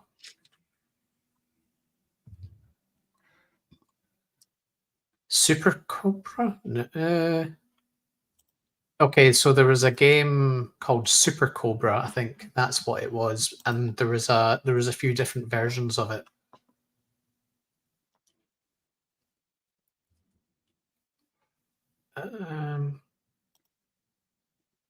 Cave when you Super Cobra looks like what it was, but oh, Scramble. This is his Actually, it looks like there's a bunch of games that ripped this off. Like it's the same game, but just different. And then I remember my first Indiana, and I remember my first Indiana Jones type of game, which was Pitfall. Pitfall was good, yeah. I actually went and I will say this: I bought a couple weeks ago because they were on sale for $1 each, like Pac-Man, Miss Pac-Man, Frogger on the Xbox. I spent like $1 a piece on them because it's nostalgia. But I had everything from the Atari clear through the TurboGrafx 16 all the way up to now having a Series S, Series X, Xbox. We have PlayStation 4 floating around. 3, 2. We have an original Nintendo still, original Super Nintendo still, and a lot of others. And then 2 Nintendo 64s, as my wife loves the Nintendo 64, which we have the original GoldenEye game for, and Mario Kart 4 from when she was kids because her dad saved all that. Yeah. And of course, GoldenEye was the first concept of Battlefield and Call of Duty because they hadn't have anything. It was the first like FPS game, really, wasn't it? That involved multiplayer shooting each other. And for me, multiplayer just takes on a total new concept now. Like back in the day, you invited a bunch of people over and you all played it there. And if somebody tried to teabag you or something there, you could literally get a hold of them to beat the shit out of them. And punch them in the face. Now you got some keyboard warrior across the fucking globe kicking your ass. What if they teabagged you in real life? What would you do then? Rip his nuts off. I mean, you're getting teabagged. I don't think you're in the position to rip his nuts off. Well, the perfect position is to drop down. Don't use your teeth. But like, nah, the gaming's changed. And to bring that up, Mudahar, which is some ordinary gamer who I do watch, brought up a pretty good video a while ago. I can't remember the name of the game, but he'd been playing for a long time. Their servers are going offline now, but they have no single player interface, which means you can't play offline. So you spent, say, $50, $60 on this game. It may have been 10 years prior. But to me, having to not be able to play it after that or be able to play it offline because there's no servers anymore, they should offer a single player option. Yeah. An offline option. There's the argument of if they've had their money's worth out of the game by that point, which if you've had a server going for 10 years, for example, most people will have had their money's worth out of it. But even Ark, who dropped all their regular servers, you can still play single player on. Yeah. Well, people don't understand, and I hate to say this, but there are people out there in this world that their whole reality is the game that they're playing. Whether it be Ark, whether it be GTA, whether it be in the Final Fantasy category, whether it be in the, for example, Boris plays Elden Ring. He plays Elden Ring, but what is the other one? Elder Scrolls. Elder Scrolls Online, yeah. And you've played and less of that now. When you've delved into that certain game for years and years and years, and if you're mentally not able to process it as it's separate from reality, and some people can't, that when they up, they up and end up unaliving themselves, hurting themselves when the game doesn't have servers anymore and they're not able to even play. For the example, with Ark dropping their official servers for Ark Survival Evolved, and I see how you are, Pinky, realizing I am also fucking streaming on YouTube, right? Just saying. And for them to lose everything that they have built up on official, and not being able to play the new ASA because the new ASA is only for PC, for PS5, and Xbox Series S's and X's, and some people who can't afford the newer systems can barely afford the game. And I know people on there specifically from 568 that I had met over the years or in other places that they named their dinos after important figures to them, and say in their family, even their kids, their wife's kids, yada, yada, so on, so forth, their nieces, their nephews. And when they got killed, they got eaten by something, they died, they cried over a I'll happily admit that I almost cried when I first got arked. I lost my, not even good Rexes, but I lost a bunch of Rexes that I had bred up and stuff like that, and I was crying. I wasn't crying, but I was so angry. I was ready to throw the game away and smash my TV. And these type of people go clear back to the 80s and the 90s where they're putting explicit labels on albums and movies and shit because people got into certain music and believed the music was actually telling them something. It's the same concept with certain video games.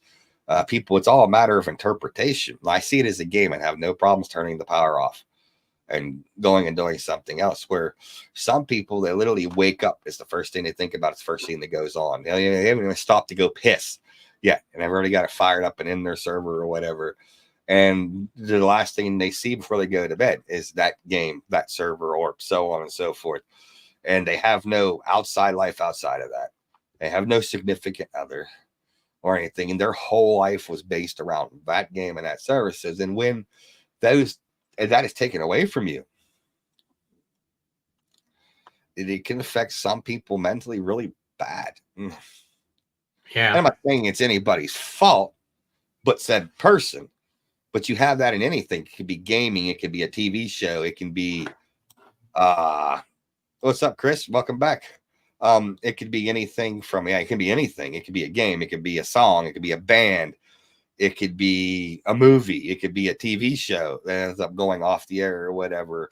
And people end up living their lives through, I guess the best way to explain it is to watch the movie 1 Hour Photo with Robert Williams, where he's the photo developer at a mall or a store, and he sees himself through the lives of this certain group of people that come in regularly for their pictures to be taken. He ends up getting mentally completely unstable, and where you can't even tell the difference between reality and not reality in the movie, what's in his head and what's actually going on. Same thing like the movie Joker, or Joaquin Phoenix, where you didn't realize that he actually wasn't dating that girl or anything. Was in his head. Same concept for me in a lot of these games, whether it be songs, movies, games. But like for me, almost 14,000 hours in Ark Unofficial. You have somebody who has a lot more than I do. But anyway, if you've lived your life in that said game, and then all of a sudden it ups and disappears, you're left with nothing again, at least in some people's eyes. And they thoughts go to a really dark fucking place. And some things end up happening. And then, you know, so you can't blame the game developer. I mean, kudos for them developing such an immersive game. But unfortunately, some people will latch onto anything to make their life feel better than what it is. I guess that way, at least my interpretation of it. Because granted, I know people right now who run their tribe like a dictatorship. Yeah. And I call that Napoleon complex. It's probably because they have no say-so in their home life. They have no say-so in their work life. They're probably just an average position in their job or whatever with no actual power or anything like that. And they have no control in a lot of things in their lives. But in that game and in that tribe, they have that control. And some people take it completely over the fucking edge with it. I've seen all types playing that game for a long period of time. It's kind of scary. in a way. Yeah, I mean, you find that on the internet in general nowadays, is that you're exposed to a lot more different types of people. And some people bounce around groups more, so you end up encountering all sorts, shall we say. Right. It's definitely different, I guess, so to speak. Even Chris, who's just sitting here now, came back from YouTube, back onto YouTube, can attest to some of the people we've met over the years on Ark. And some of them will blow your fucking mind. We had some come into our group chat on Xbox that was literally crying because a Gigantosaurus had busted through stone, and they break stone, busted through their gates and killed their dinos. And they come in crying that poor Kevin or Carl or whatever the fuck they named their dinos. And the dude had backstories for every fucking dino. No fucking joke. No fucking joke. Like, come in and was like, this was named after this kid. This was named after this and this. And this was named after my niece or nephew. And I had it since an egg and all this shit. And like, I was kind of like, wow. And they're like, and they're gone. And I don't know what to do. Go tame some more. Yeah. Rule number 1 of Ark: don't name your dinos. Do not get attached to your dinosaurs. Every dino I have, except for maybe a couple, they're tagged Meg. And the reason they're tagged Meg, of course, my name is Omega, but my tribe just calls me Meg. So I tag them, especially when we're all in tribe together and on the same server and we're breeding out. And then it's easier for me to tag the babies as Meg because those are mine. I have to imprint those. And then John usually puts like JDH, and Chris puts CW and or something like that, CDW, and whatever. And so we know whose is whose, but those are just, I only name a couple of dinos, and that's if I know they're pretty much not going to die right away. But some people just, they take it like over the edge, like it's life. Laughably, I watched a YouTube video where there's kind of a whole cult on just Ghostbusters. Cult on Ghostbusters. Yeah, no joke. There was one who actually was an alcoholic. They did their testimonial, quit fucking drinking because of watching Ghostbusters, and they watch them like every fucking day. I'm not fucking joking, dude. Seriously. And kudos if it changed People your be life. crazy though. I mean, and kudos if that changed your life. Don't get me wrong. But like this kind of makes you question some people. As far as we'll even say YouTubers, there are some people that like live on when their favorite YouTuber is going to put out that next video. Yeah. And like they take everything that person says verbatim to law. That's a lot of YouTubers come up and end up having cult-like followings. And people can disagree all they want. Comment below on this if you watch the podcast on the YouTube after this is done, comment below what you think. Whether it be good or bad, I don't really care. I'm not going to take the comments down. I don't take them down. I leave them up because everybody's entitled to their comment, whether or not in their opinion, whether I agree with it or not. That's my disposition. I'll name them, but like the theme after this. Well, that's fine though.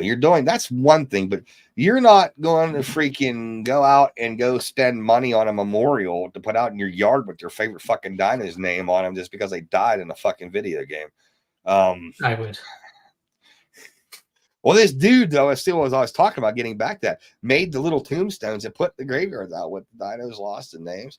And I said, if I was to do that, we wouldn't have a base. I've lost so many dinos over 8 fucking years of playing that, like, yeah, that would be the whole map would be a cemetery for me. I remember the server I first played on, the server admin, who was a friend, were out, and I lost one of my Rexes, it was like my favorite Rex because it was the strongest one, etc. And I was annoyed it died in a boss fight, but this was like I had eggs and stuff. I was going to re-raise it. The cheeky cunt went and taxidermied it and made a statue of it outside my base. I was amused but annoyed at that. Well, like I said, it could be in anything people latch on to, and this is why I try to push the narrative of if you're that big of. I will pause for station identification break. You may as well show off your Dr. Pepper. Oh yeah, Dr. Pepper. Not sponsored by or anything like that. Not sponsored by Dr. Pepper. For y'all realize that I normally drink cherry Coke, but I was pretty sick just a few weeks ago, and the cherry Coke was causing me a lot of heartburn. So I switched to Dr. Pepper for a little while. We'll be back to the cherry cola. Cherry Coke here's for too long, but I'm on Dr. Pepper right now. I have been for about 2 weeks. Yeah. Oh, answer over. Fuck Pepsi. Yeah, I'm not a Pepsi fan either. It's not the taste. My biggest thing against Pepsi is when you open it, it literally goes flat in like 5 minutes. Whereas a Coke or even like a Dr. Pepper, I can leave sit. And I've been drinking on this Dr. Pepper for a while, and it still tastes as fresh as it was when I first opened the motherfucker. That's why I kind of stick more to Coca-Cola products. It ain't about just the taste. It's about this. I can go to bed with a cherry Coke on my nightstand. I wake up in the morning to get a drink. It still fizzes, and for the most part, it still tastes fresh. Doesn't taste stale. You do that with a Pepsi. 20 minutes later, it's flat, and you're dumping it out and getting another bottle. So, no. I'll stick with my Coca-Cola, which is probably not a good thing that the thing lasts as long as it does, because I'm probably corroding the shit out of my stomach, but it is what it is. I mean, you see what it does to pennies, right? Well, there's 101 uses for Coke, including battery acid off the terminals and shit like that, and you add it to your laundry, degreaser. I don't care. So I'll still drink it anyway.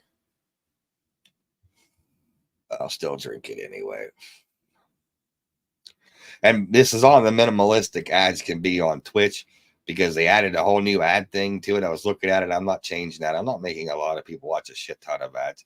They're not making any monetary gain off it anyway, as far as I'm concerned. I'm not fucking bothered. What for the pennies they actually give you for it. And some people take that. Well, I'll get on. We'll switch to streaming again. You want to get me irritated? You have the ad set for every 2 goddamn minutes, and I'll leave your stream. that fucking quick. Yeah, I've tried to turn mine down to the absolute minimum, but it also still feels like they play ads anyway. Well, we've had one ad. It was an hour, so I'll say over an hour ago from when the last time I heard seen the words ad typed in chat. I have mine set, I think your settings as well. I was set to the very minimum ads that can be on there because I feel that you should not have to subscribe to not have ads. You should be able to enjoy the stream. And some streamers have it like every 2 minutes or less set up, and it's annoying as fuck. Come on, we've all known that streamer, and me and Boris know one in particular that literally said that I am quitting my job, even though I got a family and a new kid. Oh, God. And I'm going to quit my job, and I've got a team behind me now. I'm going full-time, legit streamer. That lasted. Then he begged them to pay for his internet. Yeah, you had one, up and above up. It would have been like, okay, here, you seen the thing for my internet bill needs to be paid at like $169, and then over, it had his bill goal for like $1,400 a month, and he's new, and I had more followers than he did on Twitch, so I was laughing profusely when I saw this because I'm like, well, you decided to quit your job, but didn't pay your internet bill yet to go full time to beg people to help you pay your internet bill. It's going to be shut off, but without your internet, how are you going to be full-time streamer? Maybe you should have addressed that. That takes some brass neck, though, to suddenly be like, I need money. And I don't think it was but a month or two later that I saw the same person come back. He said, sorry for been gone, but I almost lost my house because we couldn't pay fucking rent. So I had to go get a security job. You cannot make this shit up. I had to go get a security job. I was going, wow. I mean, yeah. I mean, that's a problem with a lot of streamers. It wasn't just this one guy. A lot of streamers suddenly go, oh, I've got 100 followers and 5 subscribers. They've obviously not waited for a payout to see that it's pocket money, It's not a sustainable income.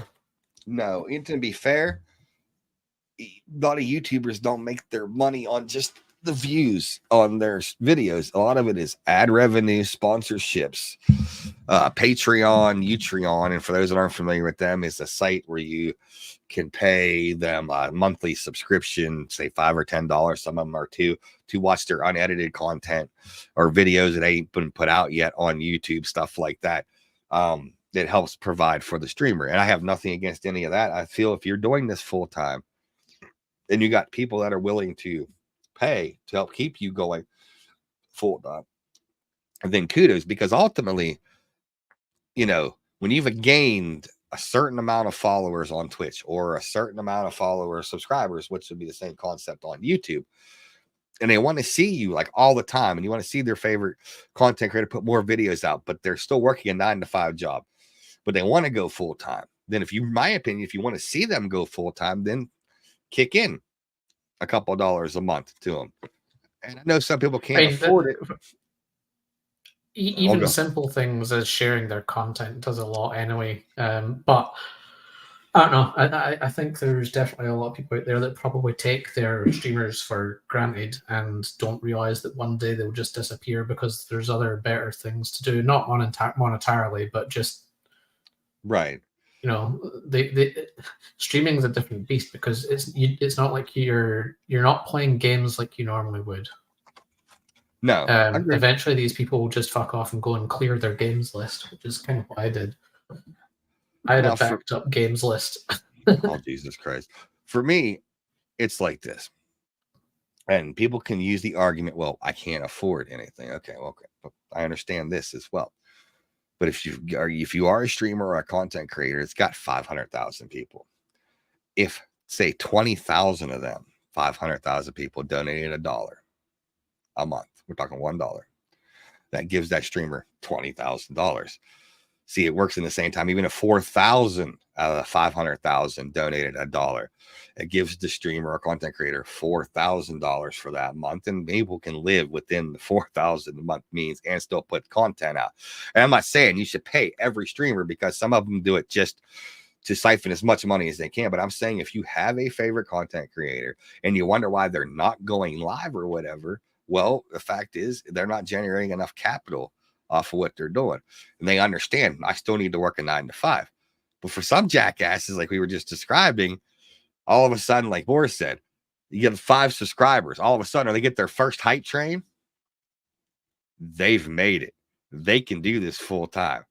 And then realize that, hey, that all of a sudden 5 people are only in your stream and you're getting 1 subscriber a month instead of 20 subscribers a month, but your channel is not growing with the times. And then all of a sudden you get that bubble busted of, well, maybe I can't do this for a full time. Now for me, Boris has a 9 to 5. He doesn't depend on anything from his Twitch or his community to pay a bill or whatever. For me, I'm retired. This is a hobby. Everything I make off of this goes right back into my stream setup, into my equipment. We don't make or break it. The bill's not being paid by this or anything like that. My highest payout, and I will admit, my highest payout was pretty much $400 for 1 month that I did. And I was streaming regularly through the Alado. I took that money and donated it back into the charity of the Gamers Outreach charity, because I had said that any subs and bits I got would go into the charity, not just the donos that I was getting, and put that and ended up putting that into the Gamers Outreach charity. And it kept going. It would have been easy enough. Oh, but people see that and be like, oh, I made it. For me, anybody that's doing this, any money that you make off of it, don't count it towards anything and don't expect it to be an every month thing, because you have to adapt and you keep raising the bar on your streams, on what you add to streams, your video content, what you do. It's all trends that go through, just like in real life. All of a sudden, this new bot come out, like Mix It Up came out. Everybody was using it. Now we're using Dixper. Now we're using this or this or this. It's constantly revolving and changing. And if you're going to do this on a regular basis or want to grow or whatever, then you have to keep constantly moving with the trends on the new stuff. But for me, you also need to make your audience a participant in your stream. Some streamers don't feel that way. For me, audience is everything, as far as them chatting amongst themselves, them following with the stream. Like, audience participation is everything for me. I'd rather have that than not. Or just a bunch of people watching me, not even talking while I play. I don't care if you'd subbed or not, but just watching and not vibing or communicating would bother me, I think. Yeah. And that's really what everybody should be striving for. The money shouldn't even be a factor. If you go to anybody that's been doing this for a long time that are big enough, they're not making their money on just this platform, on say Twitch or say YouTube. You have girls that come on that stream the game that have OnlyFans and are using Twitch and that to promote their OnlyFans, or whatnot. Or you have other people, other streamers that are using it to advertise their Patreon for their content that they couldn't put on, say, YouTube or on unedited gameplay or something like that. You have people who do that. So, like, it varies. But if you ask a lot of creators, they're not making their money on just doing YouTube videos or just streaming. It's partners, it's advertisements, sponsorships, deals, contracts is where they make their money. And you have to also put content out on a regular basis. Now, I'm my channel's own worst enemy. I don't grow because I'm not consistent, but real life takes front stage to that.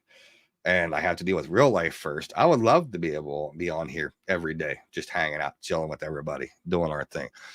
It's not possible. I have a wife, I have kids, I have a family, I have dogs, cats. a chinchilla now. Fucking like I have other responsibilities. Even though I'm retired, I probably work more in my retirement than I did when I was working full time. So yeah, I can't do this. So ergo, I'm not consistent, and people don't see the inconsistency, and I can understand for them why they don't want to subscribe, why they don't want to follow, because I ain't consistent. And good, but again, this isn't a full-time job for me. This is a hobby. Does not make or break me. I do want to grow. I do want to get bigger because everybody who does this does. I'm not going to lie and say I wouldn't mind growing. Yeah, I'd love to be able to reach more people eventually. The more the message gets out to a bigger audience, and then it goes and goes and goes. But until then, we'll just keep doing what we can do when we can do it. Yeah. Like Boris, or AKA Surviving Scotsman, I've always called him Boris, but like Boris, I fell in love with the live streaming part of things. Too much bullshit. Too many having to use proper pronouns when you address somebody. Too many of like what happened to Boris, somebody taking a word and completely making it out of the context it wasn't even meant for. For me, a germaphobe is somebody who doesn't like germs, and which is correct. Yeah. Somebody took that terminology and said, "Oh, so you're germophobic, meaning you don't like German people." Like, seriously? No. That was the joke, but Still, the word play on Germanophobe. But the guy was fucking right. The thing is, I can't even hold it against him because it wasn't like he was going for clout or anything. He was just fucking. I don't know. You know those sheltered people that they're a bit soft. It was one of those. But what it is, it's not even so say they're trying for clout. It's just there's some people that you can't say anything to. Yeah. You can say the word "the." What did you mean by "the"? What did you mean by that? Huh? You trying to put me in a category with the word "the"? Really? Seriously? Are you sure? You can't deal with people like that. Period. In fact, I'm using the word "people." It's probably going to offend somebody because I used the word "people" in the wrong fucking context. I apologize. Kiss my ass. And then, like, there you go. It's these. And then this is another category. It's in my head, and this hits home for me because of having a daughter who is special needs. These fucking people, and I've seen it. I think it was who the fuck was it? It wasn't Asmongold. It was somebody who brought out the attention of a TikTok streamer, and we were discussing this in Discord that one night. I think Bikes and them were in there. We were all discussing this. Who claimed to have Tourette's when she actually didn't. Yeah, Das was part of that discussion. And rode onto that bandwagon for get people to feel sorry and come in and shit like that. You had people who claim, which hits home to me, who say they have autism when they didn't. And these are people that not went and got a diagnosis, everybody. This is people who self-diagnosed themselves. And said, "Oh yeah, well, I kind of fit the category of what that person was saying, so I must have Tourette's." Or wait a minute, my shoulder twitched. Now automatically, that's got to be this. And I'm not making fun of people with disabilities because my daughter has a special disability. But what I'm saying is that's how some people do it. They'll see them shit, and I call them like they're the type of people, and I know there's a term for it. I want to say agoraphobia, but I think I'm wrong in that. Of people who see somebody's illness and mimic that illness, all of a sudden they think they have it. I know what you mean. Then chat, if you know the answer to that, please. If not, then English is my first language, but I say it very fucking poorly. But you have some people that actually have a condition to where they do project what they see and they automatically think they've got it. I want to say agoraphobic, but I think I am wrong in it's not agoraphobic. That's when you can't leave the house. Okay, so that's me then. The part can't leave the fucking house. Why can't I just choose not to? knows this one. Shit. But anywho, like people have that and mimic that. I can see that. Echopraxia. But then you have people that literally hypochondriac. No, it's not hypochondriac. No, it's echopraxia. The hypochondriac, I can see where that would fit in, Luna, but I'm meaning just people who mimic what they see. And let's face it, okay, with autism, it's part of bipolar, apparently. Yeah, with autism, the best way to describe autism is something that me and Lori learned years ago. When you meet one person with autism, you've met one person with autism, because the spectrum is so broad. People could say, oh, well, I have a niece that's like that, but you're not going to find the exact same two symptoms in two people that are autistic. It completely varies per person. And we found that out over the years, of course, with my daughter having it. But say in the same instance, because to repeat, okay. So like they'll use that and say they're underneath their Twitch stream or whatever in their hashtags of ADHD. Well, you fucking show me somebody who I had ADHD and hyperactivity when I was a kid. Show me a kid that doesn't. And I'm not trying to make light of these, but like, I should have known. Oh, I should have known. But like, and I'm looking at my Twitch chat, guys. That's why I'm laughing at that, because leave it to Das. But for me, it's like to see these people that'll latch on to a diagnosis that they don't even have, to use it to gain clout for their streams, to get sympathy for people to come in or feel sorry for them. The same people who like fake that they have cancer. How many YouTube video content creators we've seen in TikTokers that have fake cancer and have to get donations on the GoFundMe, shit like that. It's all that shit that like it's out there. You can't stop it, because fucking people try to find a scam every chance they fucking get, unfortunately, and it's the truth too. But these people that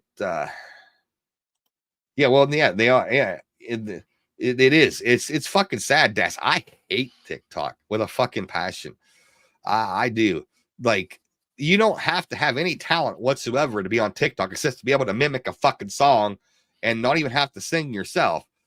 Like, and all of a sudden you go, and all of a sudden it becomes a TikTok trend. Now everybody's going, no. Those are not the hand gestures you want to be doing. Yeah. So like, or yeah. So fucking, I can't even clip that. Fuck's sake.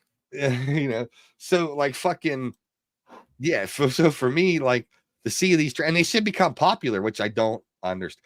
The NPC people especially. Oh my god, they do my head in. And they make tons of money out of this, because it's like every fucking horny old fucker's fucking disposition to see a woman on there that's showing cleavage and pay to fucking see them move around and their titties shake a little bit, and they'll pay. And you're like, seriously? Now see, my boobies jiggle, but ain't no one fucking paying to see that. So like, that's considered cringe.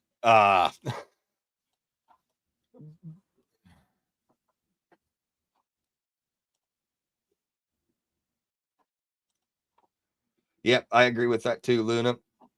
Not even the thinking of, you said the word doctors, Luna. And don't forget the fucking doctors on TikTok. Who was that one girl, that one lady doctor who got done in because she wasn't even paying attention to the procedure that she was doing, because she was recording for fucking TikTok the procedure. I think it was a plastic surgeon or some shit like that. And she botched something because she wasn't paying the fuck attention. You shouldn't be having that shit on fucking TikTok anyway. Seriously.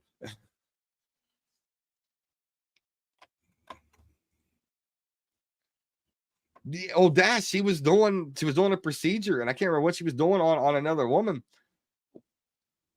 And yes, it was a woman. Didn't identify as a fucking toaster, for anybody out there that's getting butthurt for me using the term fucking woman, but it was another woman, and she wasn't paying attention and fucked up the procedure because she was too busy looking at the camera on her phone and was recording TikTok live as this procedure was going on, was recording for the fucking thing. And this was a doctor. She lost her fucking medical license because of it. Good. Fuck around and find out. Or you got, was it Atozy covered a TikToker who was a quote unquote psychic who there was an event that happened over here in the US where the college student had gotten unalived, whatever you want to call it. And this girl across the country had a psychic impression and named some professor or some shit there as the person who actually did it, even though she had nothing to do with the whole thing, and got sued.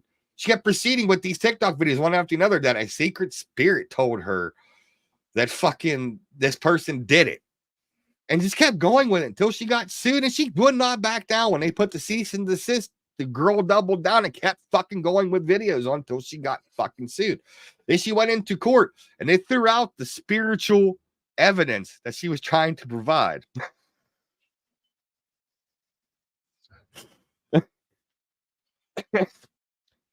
Like, and this is the shit, and people were getting millions and millions of views on it. Yeah, because if you want to watch somebody act like they're batshit fucking nuts, of course they're going to get people to come in there for it. I mean, people love to watch the fall of someone. But these are the same people that are in their chat that are laughing at them. But they don't care. There's 100,000 people in their chat. They don't care because they're getting laughed at because there's people there. Yeah, but exactly what Das said. Those are the enablers behind this, that they should also be lined up and shot. There is so many cringe fucking creators out there, live streamers out there. It's not even funny. And you sit back and you go, how in the fuck do they even have a channel? And why am I sitting at 232 followers and they've got 200,000? I'm going, there's got to be something I'm doing completely fucking wrong. Well, if you start running around in your underwear and, I don't know, smothering bananas on your chest, you'll probably start getting 200K followers. Oh, man, those are followers I don't want, because those would be some sort of disturbed, horny people that, but that's okay. You'll be earning from it. If they found me sexy doing that, I would be pretty scared. Hey! Everybody has their kinks. But again, I would be fucking scared. And I can tell you some fucking weird people out there, even though you've got a beard, you know. I would be fucking scared, dude. Would be fucking. I was scared. You know, fucking like, yeah, no. I would rather have the small following that I have, because I know they're genuine fucking people, versus other people that want to do me harm and want to see me do harm to myself just for fucking content.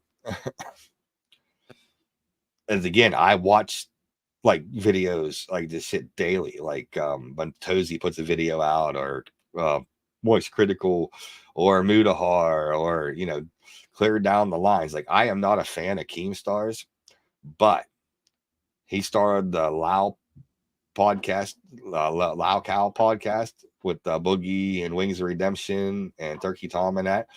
And it's them doing it. And like, I love it. Some of the people they've had on there, I do love it. Yeah, that's exactly it, Luna. But that's selling your dignity. Yeah, but see, I would rather drink toxic fucking waste and put myself through that. Because at the end of the day, you got to keep there, and again, you have to keep one-upping yourself for content. The more cringe you get, the more shocking you get, or the more shit wants you to do. I think there is a dude. Attacked here. There is a dude that doesn't drink off stream, but drinks during stream, and people pay for his drinks for him to drink, and even have shit delivered to his house. It was one of the Lao Cow podcast, and like, he did drunk. His whole streams are drunk streams, getting behind the wheel, shit like that. Like, and people just egg this shit on. Like, I wouldn't want that kind of community. No, because they're not your community. They want to. If they want to see you fall, they want to see you get hurt. They want to see you in jail. They keep going. What's this?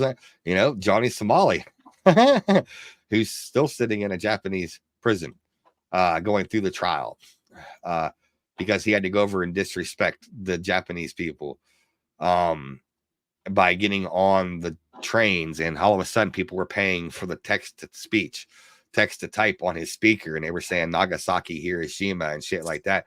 There's a whole different justice system over in Japan, and they come after him on it, and he ended up leaving the country and thought he was in the clear and went back, and then they arrested his ass, and all for fucking clout. And he didn't have that big of a following to fucking begin with. Now the fucker's sitting in jail, going through the whole Japanese court system, and kudos. It's where he fucking deserves to be. You go to a country and you disrespect their culture and the people there, and you don't expect to get shit back at you, fuck that. Japanese said fuck around and find out.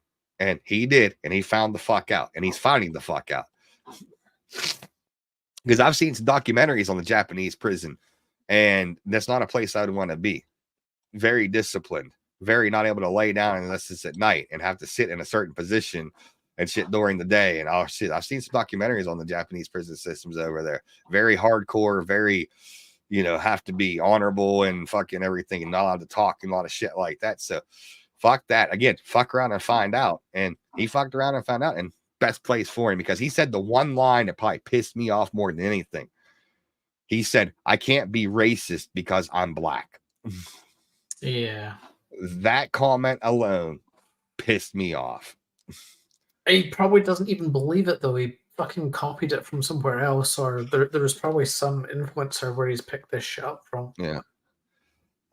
What is it for me? What is it? Because you have to be white to be racist? No, I'm sorry to say it. There's racism in any fucking genre of fucking people.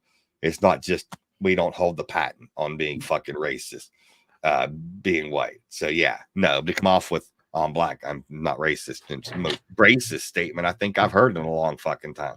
So yeah, and if people don't agree with that, I don't really care. But that's my opinion on it. These are all just opinions on it, but that's how I feel about it. But I've heard that more than once from different people, that I can't be racist because I'm black. So yeah, no, I'm not buying that bullshit whatsoever. It don't fly with me. No matter what color you are. Yeah, racism is everywhere in every society of one form or another, and it don't even have to be like, to be fair, it don't have to be color. Over here, and especially over in England, and that you had racism in hierarchies of wealth. If you were a royal, you were top tier. Everything down below to the person who actually baked your fucking bread was considered low and dirty and fucking shit. That's a form of racism in itself. A monetary value is a form of racism. When you look down on somebody else, call them the poor class or the middle class or whatever, that's still a form of racism to me, no matter what color you are. Yeah, it's not bigotry, is it? But yeah, it's not racism at that point. But no, you're right. It's the exact same thing. You're still hating. The same thing. Nah, to me, you're still hating a class of people, whether it be a different color or a different financial background. Yeah, but that's a class, not a race. Still doesn't matter. It's still a group of people that are classified in one section. Why would you call it the poor class? You're still classifying people into one class. So as a group, that's still the same as a gender racism to me. And that's how I mean, that's my view on it. If you class of people that are low class, that you constitute as low class, you're still discriminating against a group of people, no matter the color. But the color, you're doing it for their social standings. As classism, far as yeah, no, it's all these isms. Yeah, so for me, that falls under the same guidelines as racism to me. Period. And we had the same thing over here during the Victorian era and shit. And we still have it to this day. You got people who have more money than they know what to do with, or more money than intelligence, to look down on other people. Like where I used to work at, I worked as a mechanic / whatever person at a country club. And you had some people that were really nice, and it was a private country club, so they had to pay memberships. So you had what they considered the elite of the elite, or whatever. They're playing golf. You had some people you couldn't tell that they had money. They were just honest to goodness, good people. You had some other people that felt completely entitled. And because I was nothing but a lowly fucking worker there, and you had different classes. You had the people who worked the pro shop, which are like the little rich kids trying to get into fucking the upper class part of things. You had the people who worked at the bar. Then you had us that was the groundskeepers, and we were the lowest of the low as far as in the eyes of that, if you want to go in those kind of classes. So yeah, so people got looked down upon by people who thought they had money because they belonged to a private country club. So it's still a form of racism in my eyes, except it's not racist. You're not looking at a race, but you're still looking at a collaborative group of people and classifying them all into one class. Yeah. And to me, that is still a form of racism in my eyes, because I don't just view the word racism as one race, even though that's what it's intending to mean, or what you do, against another race. I look at it as it's bigotry in itself. But if I classify it all under some form of hate for a group of people, or you feel better than, and you go try to order when no one ordered me the fuck around. Period. I don't care. But no, it's still the same concept. It's still the same fucking concept to me. And yeah. And just because you got looked down upon doesn't mean that you are free of bigotry or racism. If you look down upon somebody else, you can't say, oh, because I'm black, I can't be racist, or because I'm poor, I can't be discriminatory against poor people, yada, yada, yada. So, yeah, I don't buy most of that bullshit with people. It's the same as streamers, to be fair. If you've seen some videos for certain YouTube content creators and stuff that'll come out and say they're arguing about what somebody streamed or somebody put a video out on. You ever notice they'll say, I don't even know why the fuck they're trying to flex anyway. They only had 100 people in their fucking chat. Why would that be the first thing that you focused on? Not what their message that you didn't agree with. So the first hit you're going to hit is, well, they had 100 people in their stream. I'll take 100 fucking people in my stream all goddamn day long. Why would you still form a looking down on? You're not talking about their content. You're talking about the people. There's 100 people in there. Well, you may have 10,000 people in your fucking stream, so fucking be it. But still, having 100 people in your stream's pretty decent in my eyes. Yeah. Especially in Twitch. Yeah, but that's why we find these big fish fighting over things just stupid, because they were down there, 2 viewers back when they started. Exactly. So everybody sitting there going, "Oh, you've zero. only got 100 viewers. That's ridiculous." That is, that is a form of ism. Again, a classism or whatever.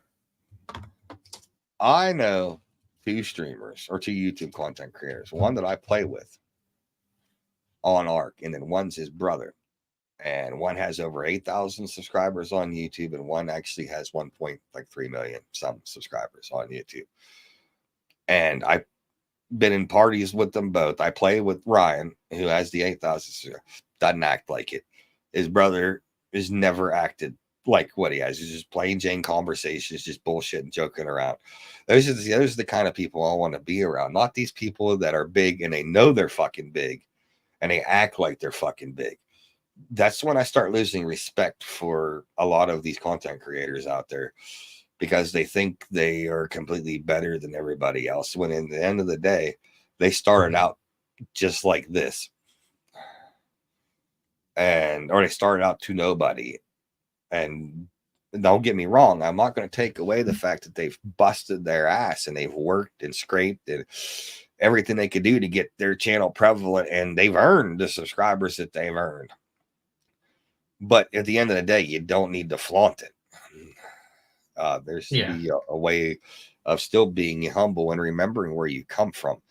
Because any day, whether you have 1 or 100 million people, at the end of the day, it takes one fuck up for you to lose it all. To get cancelled, yeah. To all of a sudden start losing subscribers. Look at Moist Critical's channel just to find out how many of those exist. I'm going to tell you what. I think the reason I like Moist Critical so much is how many people he went head to head with to try to take him down. And he just obliterated him. And it was not by anything fancy. It was taking comments. No, it was fact. Taking comments, picking each part of the comments, addressing those comments live, or addressing them, recording and addressing each one and disputing the fucking claims. That's why Charlie is where he is now. That's why he's on top of the fucking mountain. And that's why, because he's not something that he doesn't pretend to be something that he's not. He'll tell you, I've heard him call himself a piece of shit before. Yeah, but he's also picking fights with people that are hanging themselves, figuratively speaking, themselves. They end up calling him out. A lot of shit he ignores. He even says he ignores a lot of shit because people are trying to do it for clout. But there are some people in some comments that he can't ignore. He'll come out and he'll pick them apart and destroy them. It's almost like a badge of honor that your video ends up on a Moist Critical video, a badge of honor, then at the same time, pretty much the end of you. The end of you, yeah. You know, that's a huge, but that's the reason why I like Charlie is he doesn't care. He doesn't try Has to he act brought like anything up with the streamers of a certain type that we were going to talk about? He's addressed them before in the past, yes. But right now it's very prevalent. No, the last video I saw he did with anything like that was he actually went and bought and paid for an AI girlfriend online and walked through it and just was trying to coax it into with the sexual nature, trying to coax it into that conversation and shit, which it wouldn't do. But yeah, he just to show how pointless it pretty much is. It was funny. I enjoyed the video. He puts out so much content, and a lot of times I can't keep it up. Sometimes it's a week later that I catch. But especially if I'm watching something else. He's not like CoffeeZilla. With the way CoffeeZilla investigates stuff, he's usually gone for a month or a couple weeks, and then he puts together a video. He'll put a video out, and he may put like 4 parts of that video out within a week of each other, and then you may not hear from CoffeeZilla again for another couple weeks or so because he's investigating the next video he's working on. So he takes his time and goes through it. Where Charlie's pretty much posting about every fucking day, damn near, something or other that he finds humorous about it, and which I find extremely funny as well. Because again, the same with a Tozy. Tozy usually posts once or twice a week on stuff. Now Oompaville, who I didn't speak of as well. I love him and I watch him, and he shows you what autism can do, because I do believe he has a form of autism. And he's been very successful. He doesn't pull any punches either, up to the point where he just cracks me up religiously watching his stuff. And like I said, I love the investigation videos. That's why I like watching CoffeeZilla and Swoop and a few other people like that. And then the ones that pretty much show people for their bullshit is Charlie Asmongold, and he does more of the reaction to the videos, which makes me laugh even harder because he just cracks me up with his reaction. He's pretty genuine too, because he just doesn't fucking care, and that's why, to me, it's why they're so successful. Same with Markiplier. People have a misconception that he just, like we were talking earlier, conforms to him. He doesn't actually. He does what he wants, and he's pretty genuine. If you watch, and he's been around for a long time, he'll go back to his older videos. There's not a change in his attitude or anything when he's doing. He's pretty much the same person throughout his whole videos. And I like watching his stuff, especially his Five Nights at Freddy's stuff. It's probably one of my favorite things that he does. And content creation wise, I watch so many different diverse. I even watch people who do motor repair, car video repair, lawnmower video repair, because I do a lot of this shit. Broad spectrum on what I watch. Not just ARC related content. I only watch a couple people for that.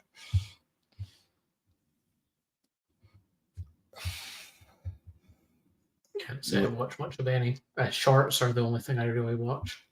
Oh, the shorts kill me. I do like them, but like that's just for me YouTube's version of getting into TikTok. On some instances. Yeah, but it's not so. I don't feel like I have time to just sit and watch stuff on YouTube. If I do, I end up watching Netflix and stuff like that. So I don't not have the time. It's just I don't have the. I don't know. I just don't feel attracted to the format, I guess. YouTube is my like Netflix in that, but I watch a lot of stuff. I don't know, because I have, not confused with my YouTube channel, the one that's being streamed on. I have my personal YouTube channel, which is what I watch upstairs on my TV and that up there, which has nothing to do with my channel. People that I'm subscribed to on my channel, or the people that I love to watch for our content. But my regular YouTube channel, and specifically my personal one, is nothing but like mower repair, people like Asmongold, Tozy and all of them, and Charlie and Oompaville. And then, like I said, those Reddit posts that I watch are on that YouTube. I keep my streaming and content creation channel pretty empty of most of that. because I don't watch it upstairs, or so I have my personal one that I use to watch. I have my premium and shit on. My premium actually covers both. So I have the family premium; it covers both my channels. But yeah, I use my regular personal one to watch all my stuff upstairs, because that's probably got 600 people that I follow on there or more. Because like I said, I'm watching YouTube stays prevalently on my TV most of the time upstairs. And I just kind of let it roll, especially if I'm watching some old Neebs gaming content, stuff like that, where they're doing their super cuts from like a whole season of like Ark, what they were doing or whatever, or 7 days. I'll let it roll for 8 hours or so. I watch another channel called Gamers Little Playground that takes all the cutscenes from a lot of games like God of War and Resident Evil and converts them into an actual movie.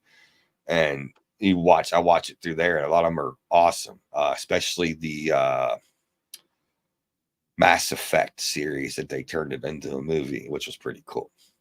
Their own little movie version and stuff like that. It's like different genres, and a lot of them are popular. A lot of them I can understand why they got their success, and then a lot of them I look at and go, I don't know how the fuck they've got the followers that they've got. But unfortunately, we were discussing the other day, where there's some YouTube content creators I had a lot of respect for, what I had been with for years. Now that they've gotten a lot bigger, they've curbed how they are because they want their videos to stay monetized. Yeah. They want to attract more people in, and which is not the reason why they got as popular as they did. For them being themselves is what attracted the people. When they changed, though, I'm starting to back away from a few of them, like losing a little bit of respect for them, because now they've conformed to make sure they're getting monetized on their channel to get paid for their videos and shit. And nothing against them for that, but still, you could do Patreon or Utreon or someplace like that to still keep getting paid. If you have people that love your content enough, they're still going to help pay to keep you going every month, to keep you putting out videos. Some people just, unfortunately, they see the big picture too much and see that monetary gain rolling in, and it changed them. So now all of a sudden they've got to be completely PC or this, that, or the other. And it's just, to me, I don't know. I think it's just changed my outlook on them a little bit. I mean, I understand where they're coming from, but to go back to your earlier point of the community of a streamer essentially having their back, whether it's that $1 or $2 a month, or sharing their videos, etc., is giving them a little leeway to change their content in terms of swearing, lewd stuff, whatever would get them demonetized. Is there not an element of that you have to also conform as a follower? No. Yeah. For me, the streamer that I'm talking about, which I won't, not streamer, but content creator that I'm talking about, which I won't name his name, was making money anyway because people were paying, because YouTube's added this subscription thing, just like we get on our subscriptions on Twitch and that. I watched this same streamer or same content creator make $10,000 on a stream on Twitch, because they also stream on the weekends on Twitch. So, like, and I'm no fucking joke. This is what I'm talking about, cult-like following.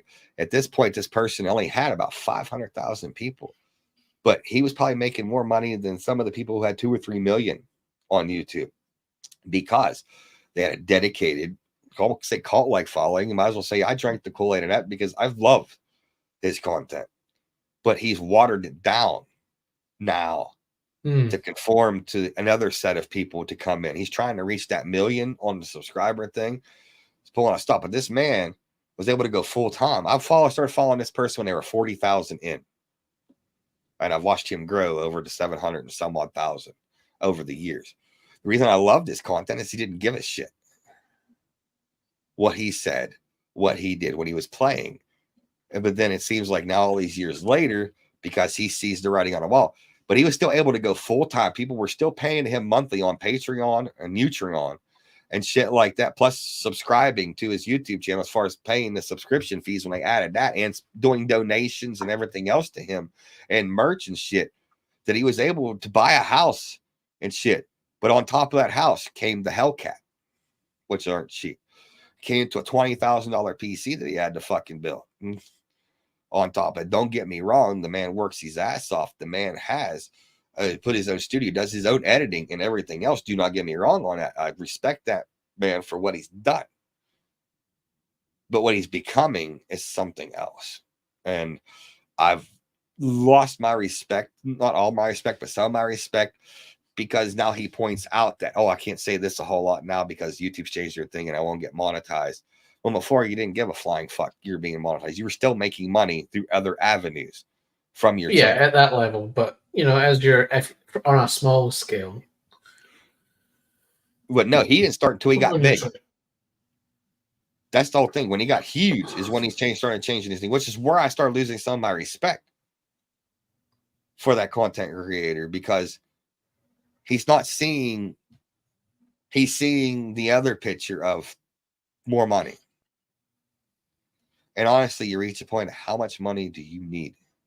Why do you need to live outside your means? You don't need a big mansion. You see some of these flexers. You don't need a huge mansion. You don't need 3-4 houses.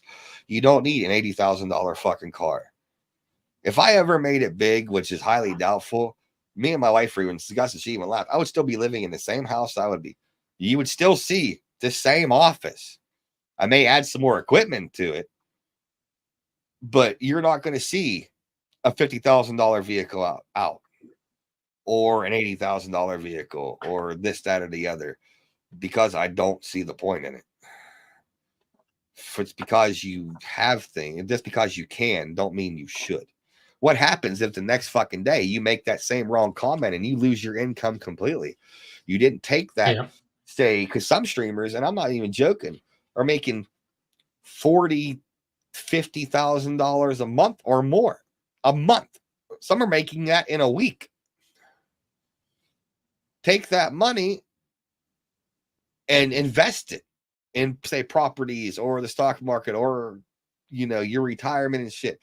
Like some of the streamers who have done it, not, oh, well, I don't need to worry about spending $500,000 on a garden gnome that's made out of fucking solid gold because my next stream, I'll get that back. What happens when you don't have that next stream? And all of a sudden, you're fucked. You have no more income coming and you didn't put anything back from all that money you were making. And all of a sudden... people do that with their normal jobs anyway. They don't... Yeah, but if you got on this, when you get big and you're making that kind of money, you're doing it on a completely bigger platform. Why do you need $10 million mansion? All of a sudden, that's the first thing that's got to go. You got to downsize. All of a sudden, or getting on top is one thing, and that's hard to do. Staying on top and staying relevant is an even harder thing to do.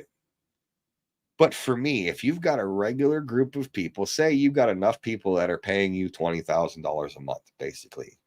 Say out of 1 million subscribers, 20,000 of them are paying you like $1 a month or a couple dollars a month. And you're making $20,000 a month. Most people I know can live very good on $20,000 a month, considering I used to make $20,000 a year. So, like, when you take that same $20,000 and every month you blow all that fucking money. And then, because the next month I'm going to be making that same amount. Then all of a sudden, you say a few things. All of a sudden, you lose 100,000 subscribers. All of a sudden, you lose 5,000 of those 20,000 that we're paying. All of a sudden, now you're only making $15,000 a month. And even at them, I see people crying because they lost 5,000, but they're still making 15,000 a month. And they can't pay for it again because you're living outside your means. I'm not saying everybody's got to live in a fucking cabin in the goddamn woods and no electricity or what the fuck ever. But I would still take a chunk of that. And especially if you've got a wife and kids or family, I would invest. Like I said, everything I ever made off of Twitch went back into my setup. I made a couple $100. I go, okay, well, I can afford that mic I wanted. This mic was paid for by Twitch. And it was still bought it used. I bought it used and did a pay in full on it, but still, the first part of that money, it came from Twitch. I love $15K a month too, Pinky. But it's just these people have to have, and they have to flex. I think that's probably the most irritating TikTokers I see on there are the flexers, and half of it's fake. And these are the same people like me who've been grinding over the years. I'm not say grinding a little bit. I guess I have my own channels where it says, but you have people who are, I'm not a great example for that. You have people who've grinded for years and earned every fucking subscriber that they've got. And you got these other people that all of a sudden had 2 videos that went completely fucking viral and made them an instant internet sensation. And man, all of a sudden, here comes the money, endorsement deals, this, that, or the other. And then, but if you don't keep staying relevant and that dries up the next fucking couple months later, like, and you hit rock bottom. And now you're out there dancing in a monkey suit on TikTok, getting bent over with somebody trying to shove a banana up your ass for $50 that somebody donated to your that fucking sounds like channel. Pinky's. You know, so because somebody donated it to your channel. And I've seen a lot go up, and I've seen a lot of content creators and shit just fall to the wayside. That completely irrelevant. There's very few people that can do something and stay relevant. A lot of these TikTokers are, one and done, a couple of viral videos, but one that Pinky will know the name of, that girl, Call Me Chris. She did she did really well and did like a video every day for a year solid, and then some. And she got very popular doing character skits, and she was all the characters. But that's real content. That's not her trying to throw a banana at a monkey and make it dance. Right. No, those like Welcome Markiplier, like how long he's been around. Look at Asmongold. Look at Charlie. I watched some of the documentaries and stuff on Charlie and where they started out as, and just no different than say me and you or anybody else and where they've come from and the obstacles and stuff. They've busted their ass to get to where they are now.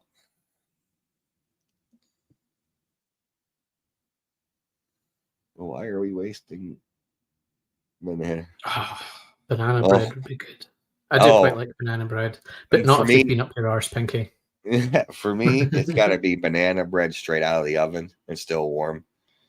Yeah, it's probably my favorite. I'm not a fan of the cold banana bread, but fresh banana bread I would. Yeah. Bussin', what? Don't use your fucking Gen X or Gen Z talk to us. The fuck is bussin'? I don't know. There's that movie Trains from Busan, which is a really good zombie flick. Yeah. Then they followed sequel, that one not up. So good. If you're wondering, everybody, the back and the tailbone, it takes a toll on an old man. So I had to readjust to a more comfortable position because I probably got to soak in the bathtub after this is all said and done because I'm probably not going to be able to move right.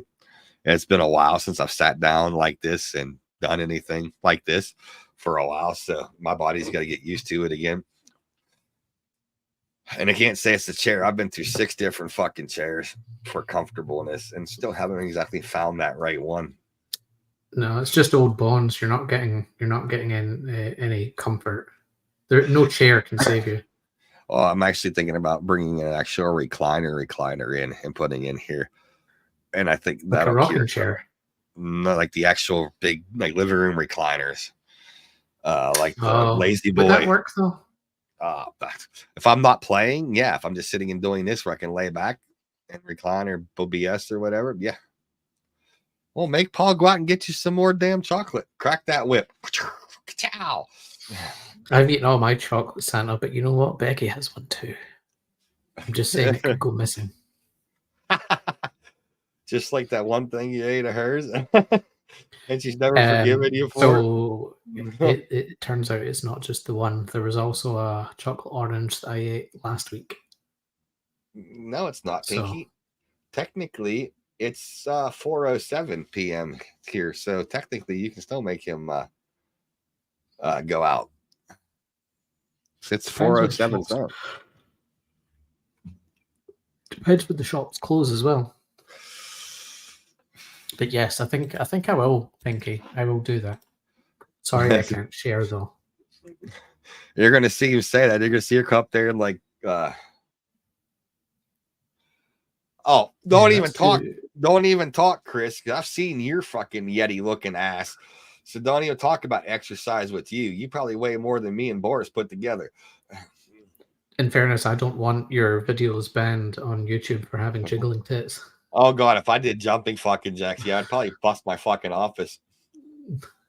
Can you imagine we had one of those slow motion cameras to capture it as well? Oh God, I could probably do that with this Elgato face cam. I could probably do time lapse on it.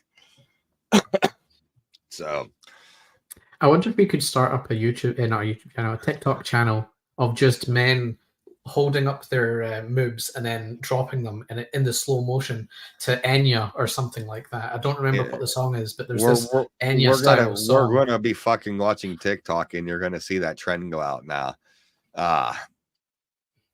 Yeah. I bet there's a channel just called Moobs. You know something? It wouldn't fucking surprise me. I'm gonna look. I'll tell you exactly. There's got to be some fucking category. The thing is, as well, all my TikTok suggested videos is about to be moobs. I think Lori actually found your TikTok channel the one day. And she said, "Is this Boris?" And I said, "I think so." And I was like, "Yeah, I think so." I have one, but I was doing some 7 days content, a little bit of art content on it, and just got bored with it. I probably would get out the door and fall over because my ass can't breathe enough. And yes, I know it's because of cigarettes, and I don't give a fuck. I'll quit when I fucking feel like quitting. And since I don't feel like quitting, it's not going to happen anytime soon. I don't make any excuses for not being able to breathe. It's my fault. But yeah, I would fall over out the fucking door. Keep it up, Chris, and I will message Alex to smack you. And she'll do it for free. So, and that joke goes to when I've known Chris for a long time when he first started dating Alex, his girlfriend.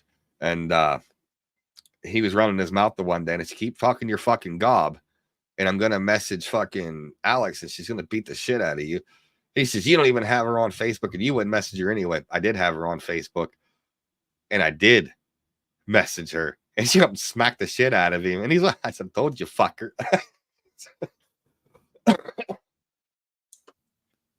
No, because I know where you want Slat Pinky, and that'll just start a whole other series of events.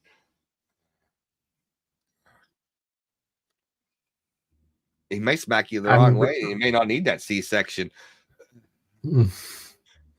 I'm regretting searching TikTok for moves. Oh, God, Boris, you're going to be addicted. I shouldn't have looked this up. Oh, and time for our station pause identification break. What have we got in the background that we can advertise now? What about your fireplace? Tell us about the fireplace. This fireplace was brought to you by Walmart. Shop only at Walmart. And we took this fireplace, and I got it on sale for about $100. So I ended up buying two, one for upstairs, one for downstairs. It's not just for decoration. The fucker actually will heat you the fuck out of the room. So listen, tonight's probably my last night of saying things. Oh. Keep that to yourself, Pinky.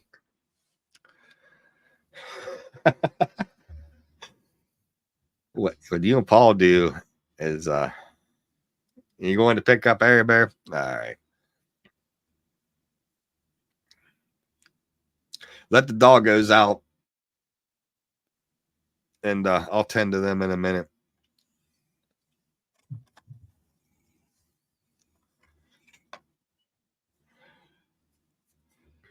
Oh. Now it's suggesting things to me. Woman dies in Christmas tree accident. Holy shit. Okay, let's see why. You know, there's just no good news anymore. It's all bad shit. It really is. It's all bad shit. There's nothing happy in the news anymore. Apparently a storm blew over a town Christmas tree in Belgium. And yeah.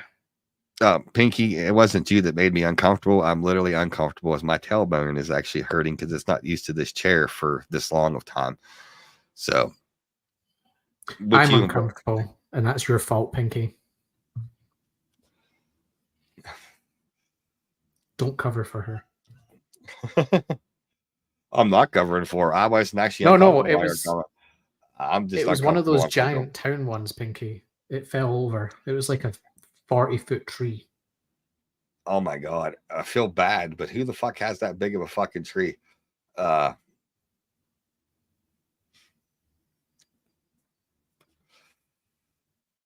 No, am I getting taken out in your own house by a fucking Christmas tree? It's okay, Pinky. I'm going to get my revenge. I'm going to send him, her pictures of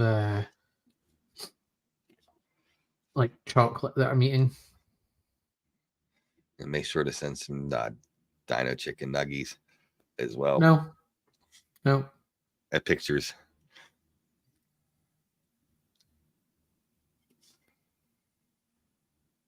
It's a shame, but it's the same people that tell me these are going to kill me, which I know they probably end up doing it. But see, you can die just like that as well. So literally, I don't bother worrying. Oh, that hurt if it happens. If you even start doing that, I'll find something worse. He took the beating like a man. Welcome in, Alex.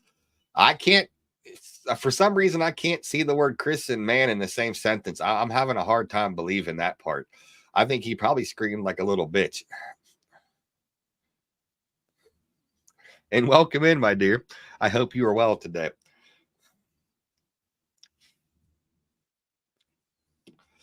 But yeah, putting the same word as Chris and man in the same sentence, I'm sorry. I can't see it. I'm sorry. I can't believe it. I'm not buying it.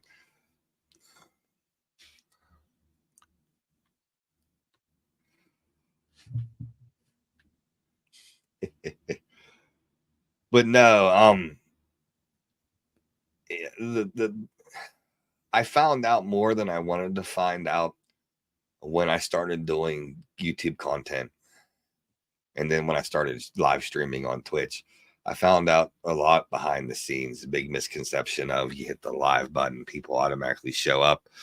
You have, and all of a sudden you're the next PewDiePie. And in retrospect, it doesn't happen like that. If you want to do this, I think that's a lot of people's assumptions, though, isn't it? Well, if you want to, because they make it look easy, but they don't understand the hours of editing, the hours of work behind what they do, the setups, the stuff. You can have a successful channel on just a small store-bought mic and your console, to be fair. But like, they all make it look easy. A lot of them, what they don't see is either A, they spend hours and hours editing behind the scene, or they're paying somebody to edit and make their stuff, polished up. You're not seeing the hours of recording, most that you're not seeing what it took to record all that. You're not seeing the time of having to be on here or live streaming or doing video and then putting it out. You're seeing the end product. So yeah, it makes it look, and then you see all their subscribers, their followers, you're looking at, so like you see all that shit and you're thinking, wow, this is, and then a good 95%, I would say I'm comfortable with that figure, don't make it at all.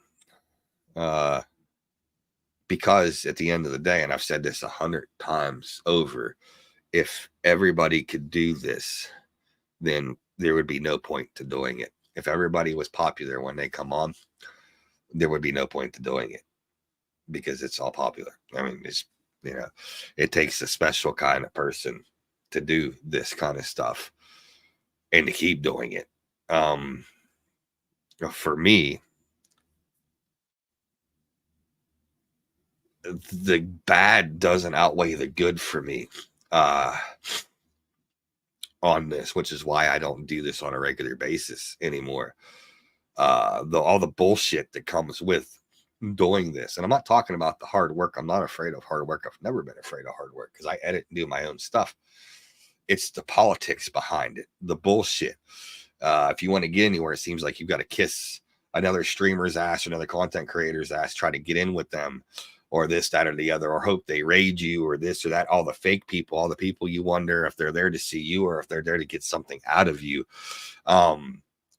just all that shit. And it makes you want to say paranoid, but it makes you wonder if every person that comes in, are you actually here to see what I'm doing, or are you just here to piggy off of what I'm doing to further yourself in the process? Unfortunately, I've met all kinds on here, and it makes you so gun shy. And me and Boris have talked about this plenty of times outside of stream, that it's so easy to stare at that live button and then find an excuse not to push that live button, to say, oh, well, fuck, I've got to go do the dishes. I'll wait till tomorrow to stream.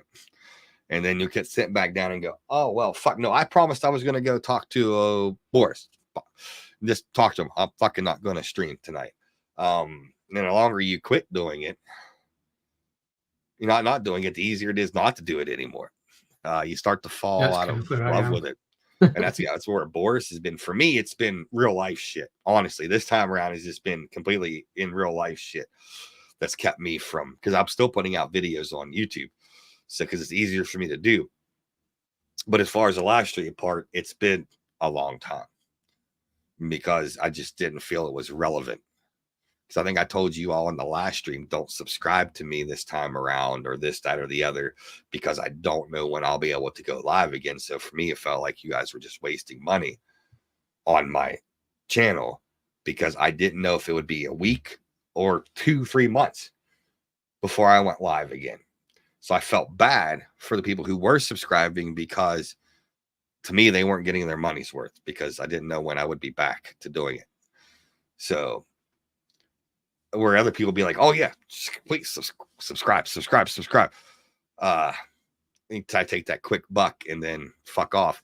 But for me, I tell people not to, unless you see me back consistently, which at the beginning of the new year, I do plan on trying to be a little more consistent once we get some of the other in real life stuff settled, because now it's just a matter of Lori and her brother trying to settle her mom's estate and get all that shit done, and all the shit's got to be done there until we can get some form of normalcy again. Because since they're both gone, everything that he had in his will, even though they died about a week apart, everything from his will went to her. And then sure, she passed. Now it's all under hers. So that means the house, the vehicles, credit card debt, loans, everything, that's all now got to be sorted. Bills have to be paid, back where creditors to be paid. The house still has a good bit left on its mortgage. It's all that shit's got to be is, when's the house going to get the house ready to be sold? Everything before anything gets split down with anybody and everything. All this stuff has to be paid, and they have to go in. And we've never done this before. My wife had never done this, and her brother never did any of this. So now it's just a learning process, because over here it differs from state to state what you have to do to, say, probate the will and so on and so forth, which now we're just finding all this shit out now. So once we get past a lot of that, then I'm going to be more consistently live on Twitch and probably YouTube at the same time, since I'm able to do it now, versus just doing YouTube videos. In my future is going to be a lot of ARC related content, because that's what I'm doing right now. But I've been discussing it with Boris, and we're discussing about us doing a either monthly, bi-weekly, or weekly podcast between the two of us, where it's not just one of our channels, it's both into an entity of its own. As well as I'll be doing a podcast with Doc still, as in Doc Inc., because he's talking about coming back after the new year and refiring up that. And plus still doing my regular live streams and my regular content for ARC related stuff. That's what the future. Now, is it all going to happen? No fucking clue. Because again, real life takes precedence over anything else right now. Do I want it to happen? Yeah, because I enjoyed podcasting with this man. Same as I do Doc, same as I did Reefs. And they're going to be separate entities. Like the No BS with Omega, that's for my channel. It was designed for my channel. We're talking about starting up something that's ours. Not saying when that's going to happen, but it's in the works. To best believe, like I said, it also depends on Boris's schedule, and it also depends on my schedule, if it's going to be a weekly, bi-weekly, or monthly thing. That's something we got to discuss, figure out what works best for us. Because eventually Boris will be returning to streaming. So what's going to fit around his streaming schedule, what's going to fit around my streaming schedule and my recording schedule for ARC and stuff for YouTube. It all hinges on schedules. So it's just, and plus his, regular work schedule. So it all depends. That's the best thing is we're 5 hours apart from each other. So scheduling isn't that hard to do. So even if Boris does work and he can't do it till the afternoon, that's still early in the day for me. So we can fit in all sorts of stuff. It's just a matter of sitting down with a schedule and working it out. But that's the future. And a podcast will be not like it is now. It's going to be pretty much no topic off the table, whatever. What's actually, when it becomes weekly or even bi-weekly, it may be what's in the news for that particular week or whatever. And so on. The same with what I do with Doc Inc. And then I'll still be doing the No BS with Omega, but I think that's going to be ended up becoming more ARC related stuff. And it's eventually going to become a podcast in itself of just what's going on in the ARC community and the ARC world. Again, it's the plan. And then that way, me and Boris have something that's ours. I have something with Doc that's ours. And then I can bring this podcast strictly to YouTube instead of Twitch and make it completely ARC related. But I wanted to get feelers out to see if this was, because also, again, at the end of the day, I'm still a content creator and a streamer. I still want to know, is it viable? Is the numbers going to be there? I'm not focused on the numbers, but if there's one person that's coming in consistently, then it's not worth putting the effort into doing a podcast every week if we're only getting one person versus if there's 5 people or 6 people or whatever, which we've had actually pretty decent amount in today through most of this. Shows good things. So still a matter of marketability.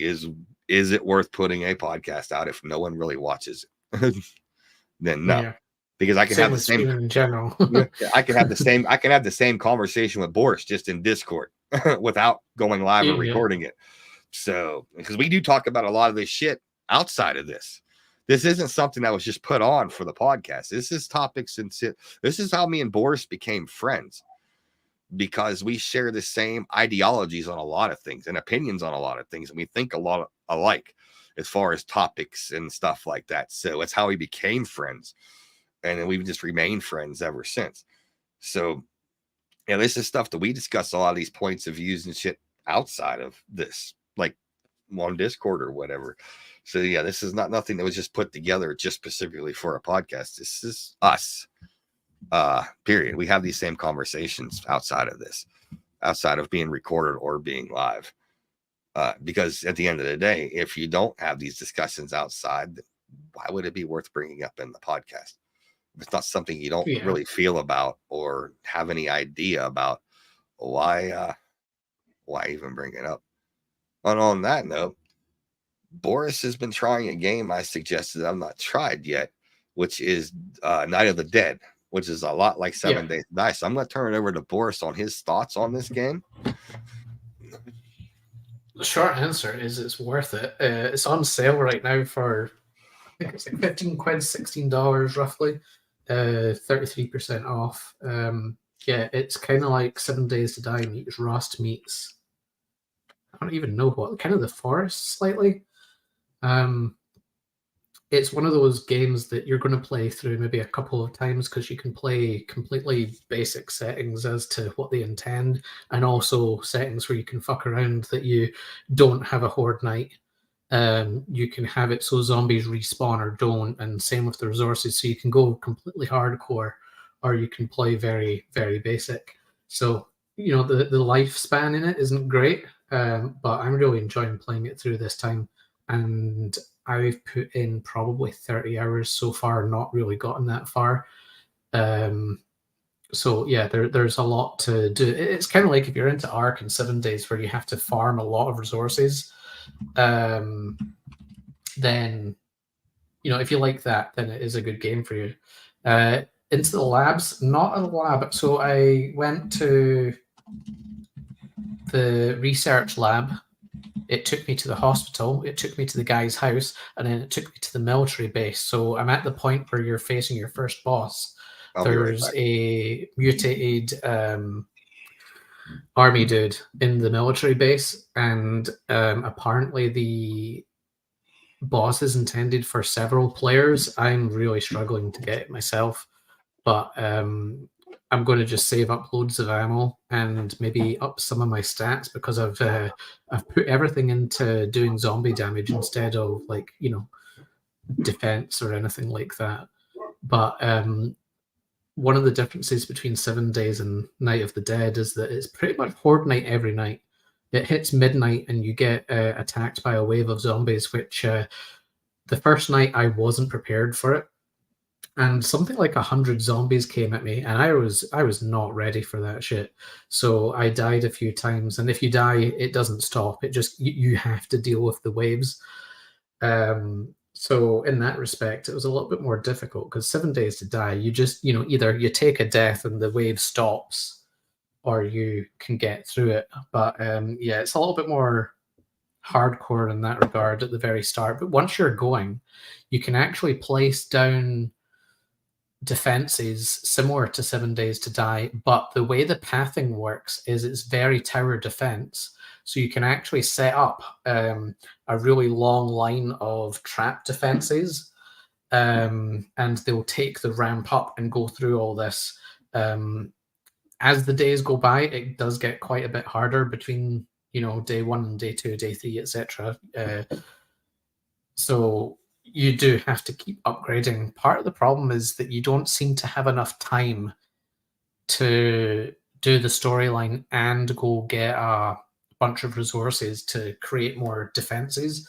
So I kind of feel like I'm falling behind there, but I've added a whole load of defenses now, so it should be good. But yeah, it honestly, the tower defense part of it is quite enjoyable. I'm still annoyed at my setup because now that I've seen how it works, I'm sitting there going, God, I could have had like multiple layers so that I could knock zombies down onto other levels and build it up and stuff like that. But yeah, it's definitely intended for a small team of people. I don't know how many people you can have in a server, whether it's 4, 8, 10, or whatever, but I think up to 4 people are probably what it has intended for. I'm playing completely solo, so that playthrough is going to be quite hard. I'm intending to do a playthrough with Dawn that we can, if anybody else was in it as well, we could divide the jobs up and get things done so much faster. But yeah, I've been struggling solo to have enough time in the day to actually do all the jobs. The nighttime as well, I'm becoming less of a pussy about it because on day 1, it got to something like 8 p.m. and that's sunset. And I was sitting there, right? I guess I'm going inside now. I'm going to hide and wait for the zombies. But because each hour of the day isn't like 5 minutes, it's like 20 minutes per hour or something like that. So yeah, days take longer and you can't just hide. You have to be out and about until midnight and be back home for midnight to do your horde night. But yeah, honestly, like the game itself, I've personally really enjoyed. So do I want to say I recommend it? Yeah, probably. But I think there will be people that have issue with it. It is early access, so there's a lot still to come to it and a lot to be fixed. But for what it is, I've been really enjoying it. I think Don will enjoy it too. I've been invaded as the dogs are out since Lori wanted to go pick up Barry. Is this one of the new ones? Yeah, this is danger. Danger. It's danger. Ugh. The rest are running around my muddy yard. The choices of Here's a good girl. Here's a bad girl, but here's a good girl. And getting big. Yeah. Big time. Looks like a lump. Oh. And my wife messages me. There's some neighbors around when she was leaving there. I think they were on the assumption that the fucking dogs are being left out without her here. And I was like, dude, these people know I don't leave my fucking house, but I come out real quick and I left my office door open so the dogs can come in and out and run around. What you doing, Moo? What are you doing, Moo? Here's my tank stink. Here's my big pity boy. Huh. There's my big invader. She has no concept for personal space. No personal space. You're not allowed personal space. Welcome in, Reeps. You catch me on the YouTube side. Yeah, we did get a lot of fucking rain. My backyard's a quagmire right now. It was fun getting down to the office. Come here, Moo. Come here, Moo. Come here, Moo. Yes, this one has to have all my fucking attention. I don't have treats down here, so no, you can't. I'm going to be adding some stuff to it, but yeah, I don't have any. Besides, as many dogs as I've got, I'd have to have a whole bucket of treats down here, huh? But this is my baby girl, my stink wink or tinker. Wait, stink wink? Oh, she's got all sorts of nicknames. Her name is Tinker, and I call her Stink Wink. Tinkowitz, asshole, is probably one of them. But yeah, Tink, Stink Wink, Stinky Tink Wink. Lori calls her Grumble Bumble because she grumbles a lot. I'll hear dogs say, and welcome in, Paladin. How have you been, my friend? I was talking to Boris about you the other day. I hadn't seen you in a while, wondering how you've been doing. Welcome in, welcome in. And she has you don't have any treats down there. No, I don't. Well, I haven't been streaming, Boris, so to keep treats down here would have just been pretty much pointless. I'm not even set up completely, as you can see, and I'm not even set up completely to stream, to be fair. I mean, as far as the basics, like the monitors, mics, computer, and shit, but I haven't got my stream deck hooked back up or any of that. Good, just doing holiday stuff. You know, live and breathing, brother. That's about as good as it gets around here. Speaking of breathing, your breathing's sounding better than it was a couple of months ago. Oh, dude, if the weather would just stay cold, I'm fine. But if it bounces back and forth, yeah, breathing is hard. Well, you don't. Tink, Stinky Wink, Tink, Grumble Bumble. But she likes to grumble. This is, oh yeah, for everybody, this is the, because people are going to comment, oh my God, it's my big, vicious, purebred, brindled pit bull, the vicious, ravaging beast that she is, I almost took my life in my hands when I put her up on my lap because she's so vicious. No worries, brother. Yeah, she's such a lethal puppy. She's a grumble bumble. Yeah, who's people see, like where I live at, my neighbors have two rescue pit bulls because their other two that they had died of old age. They were only in their 14 or 15 years old, and they were from the same litter, Tyson and Rico, and they were good dogs. Couldn't add, and they were both pit bulls. And people see that, but I haven't. And my other neighbor has a pit bull, and then like a few people down the street have a pit bull. And oh my God, people go through it. Oh my God, it's a pit bull. And more people are afraid of my English Mastiff because she weighs over 200 pounds, and she's probably one of the sweetest dogs that we've got, than my Black Lab, who actually has more of an attitude than the rest of the dogs. Even though she's a sweetheart, she's the one that probably bites you before anybody else. Tink is very, don't get me wrong, Tink is very protective. Does Tink have the capability to attack someone? Oh, yes, she does. But that being said, if anybody tried to hurt my youngest daughter, who I said is autistic, Tink will bite you. Anybody in the family tries to get hurt, Tink will bite you. But anything else, my daughter, even when she was little, could grab her by the tail, bite her fucking ear as a baby, not a baby, but as a young kid.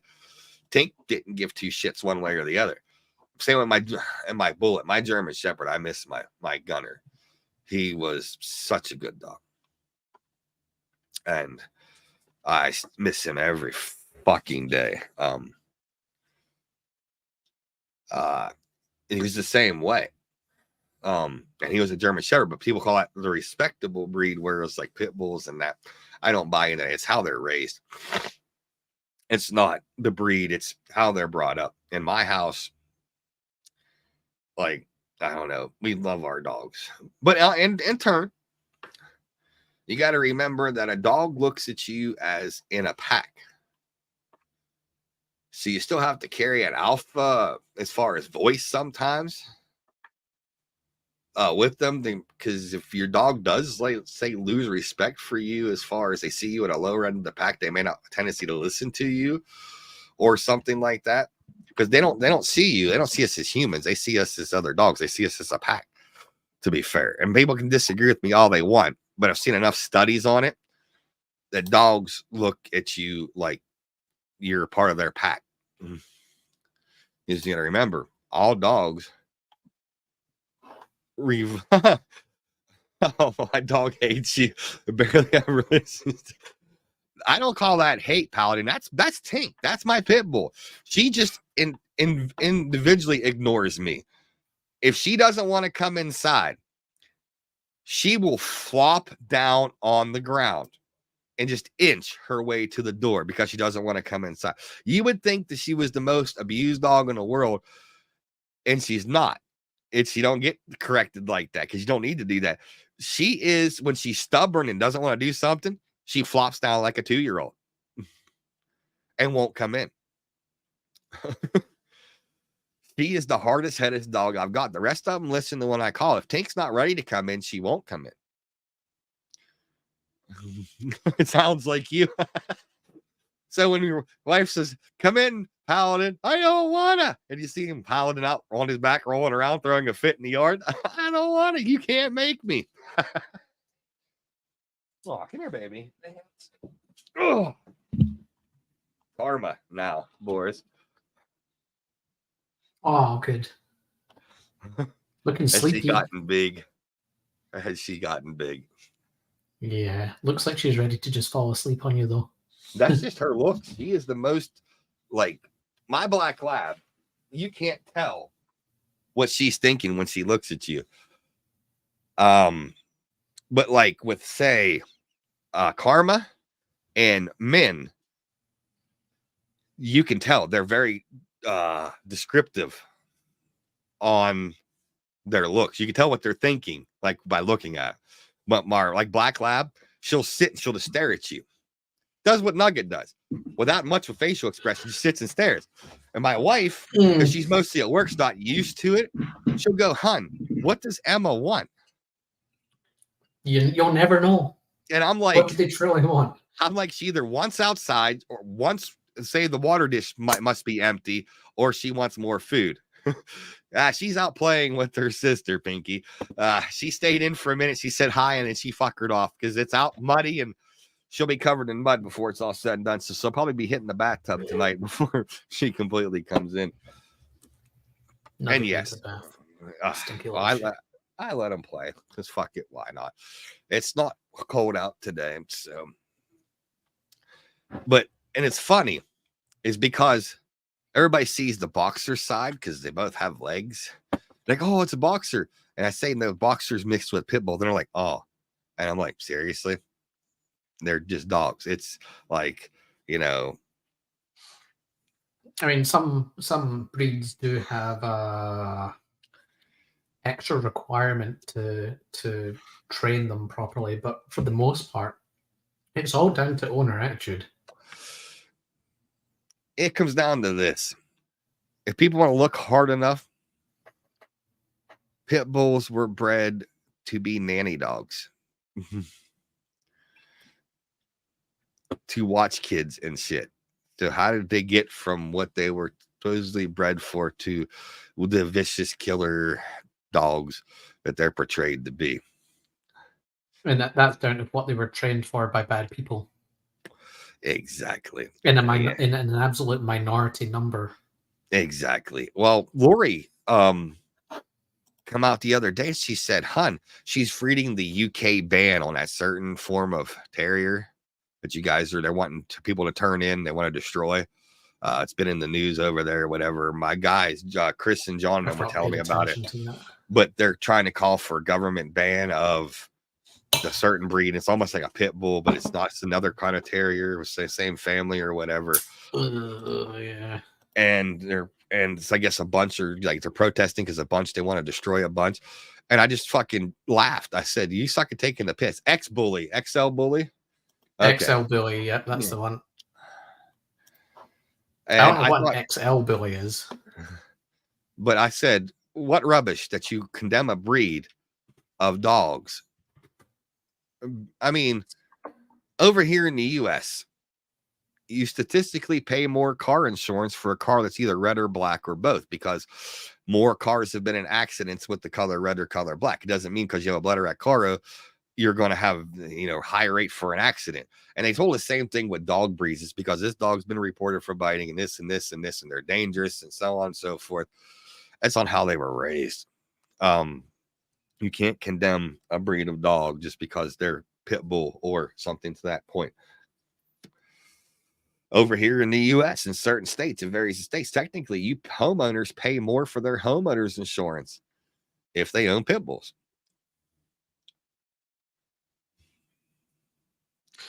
Okay, so it looks like people that currently have these XL bullies are going to have to apply for a certificate of exemption, and they will have to keep them muzzled in public. See, that's discriminatory to me. Yeah. Apparently, they're pretty much American pit bulls. Yeah. And you seen my tank yeah. She looked completely vicious, right? Vicious pit bull. I'm probably more vicious than she is. So, but being said, if you come into my yard unwelcomed, she will protect her territory, but any dog will do that. When I first moved in up here, and my neighbors had Tyson and Rico, which were both brothers, same litter of pit bull.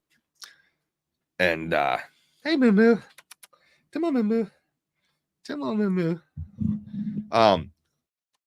You'd have thought, oh my God, they acted so defensive right next to their fence. When I come in to visit my neighbor the first time, I was apprehensive, but inside of their fence line, they were all over me, licking on me. I'm their well, I was their Uncle Don. I loved those two knuckleheads. They knew the sound of my vehicle. They knew when I was coming home, Mr. Terry would let them outside because they knew I had treats for them when I got home. I agreed, Luna. I have as well. Come on, Mama. Come on, Mama. Mama.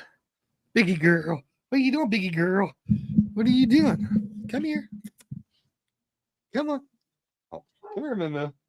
Nah, she doesn't want to be on camera. That's my biggest of them. She doesn't jump up on you.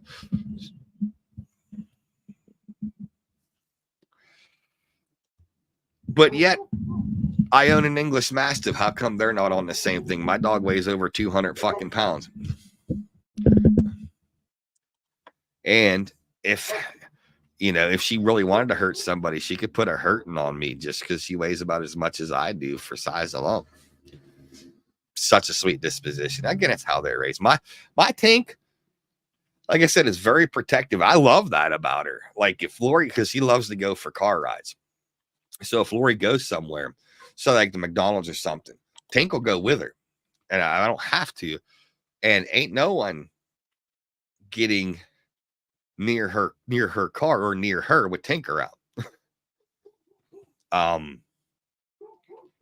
It's the only thing that they got going for them as far as the breed is that people think twice when they approach your vehicle or approach my gate, knowing what I have. But in all reality, if they were to come in the gate and they were welcomed in, like Tink knew that they were supposed to be there, I welcomed them in, she wouldn't hurt a fly.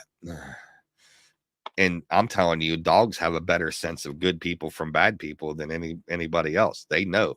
They pick up on it faster than anything.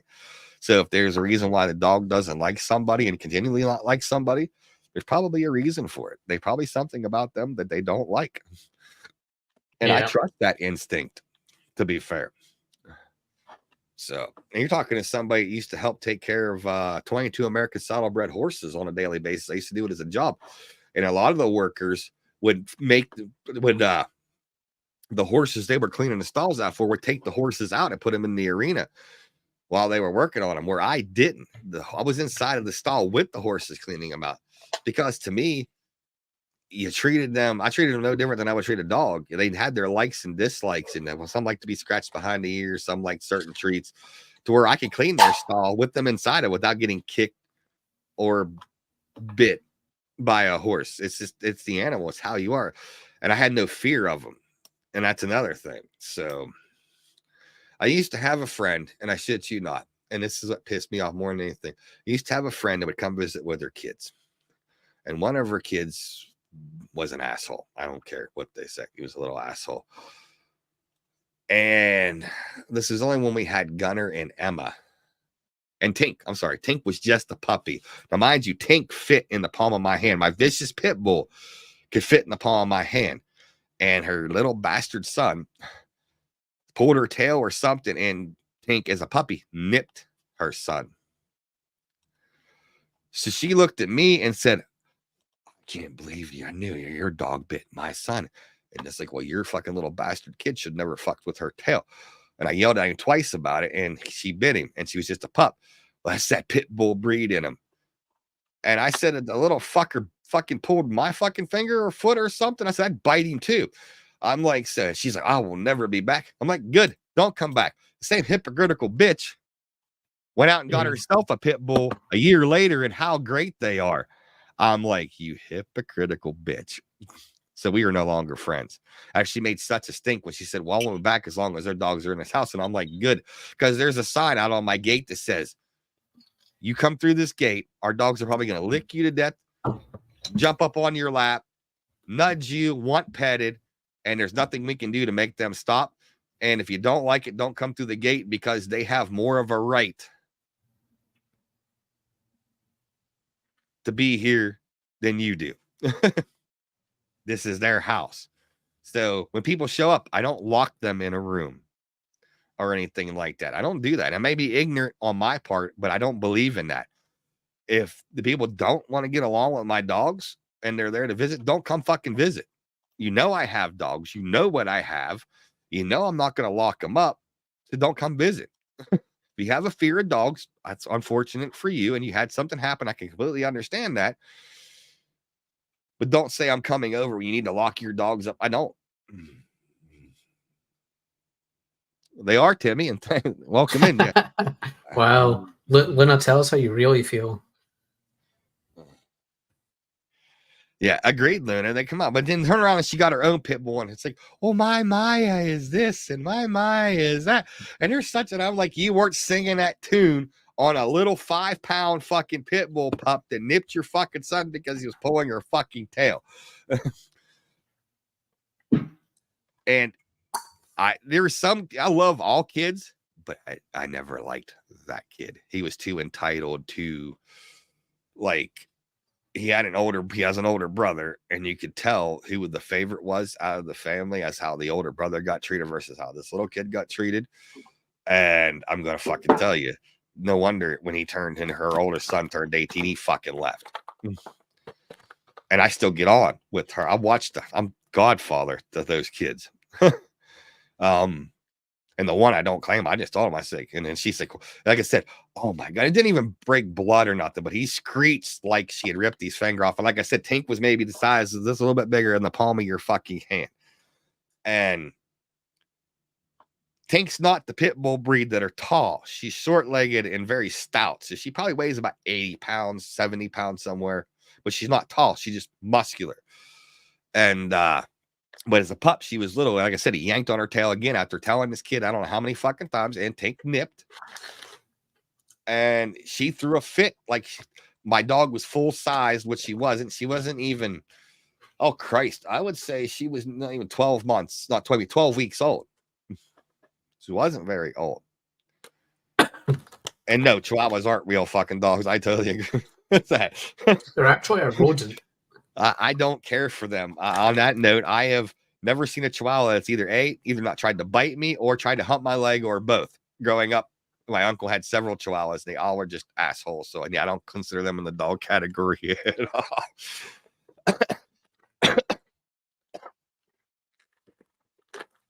But they didn't even break blood on the kid's skin, just a little mark. Because Tank didn't bite hard. She nipped to warn to get away from her.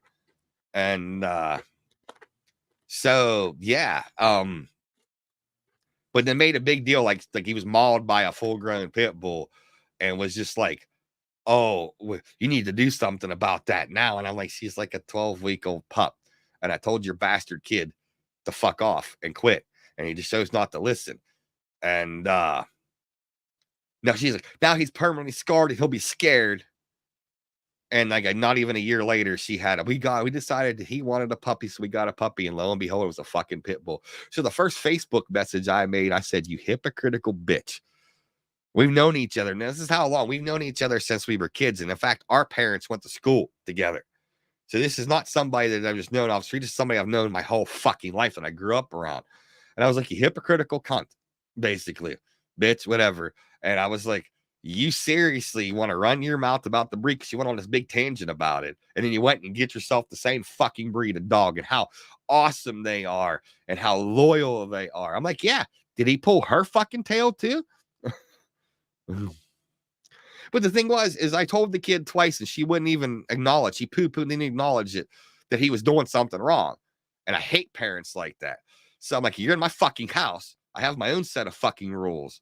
If I'm at your house, I'll abide by your rules. If I tell your little bastard kid once to fucking quit,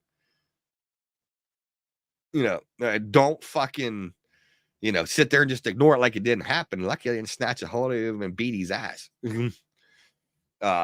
Because he probably could have benefited from an ass beating. Period. And but yeah, my dog, look at my autistic daughter Abby was completely petrified of dogs. And it's not because she was ever attacked by one. It's something with their autism and their sensory issues. She was always triggered by dogs. And when we lived up here, we weren't allowed to have dogs when we were renting before I bought the house. And then our neighbor got a Jack Russell Terrier named Rocket. And we had torn down the hedges between the yards. And we're getting ready to put fencing up in between that side of the yards. And they're great people. He rescued Rocket from a shelter. And all of a sudden, Abby was out playing with Rocket.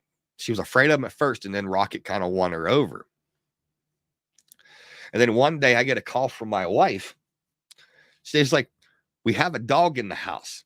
And I'm like, "Why do we have a dog in the house?" She goes, "Well, Rocket come over across the yard and Abby invited him into the house."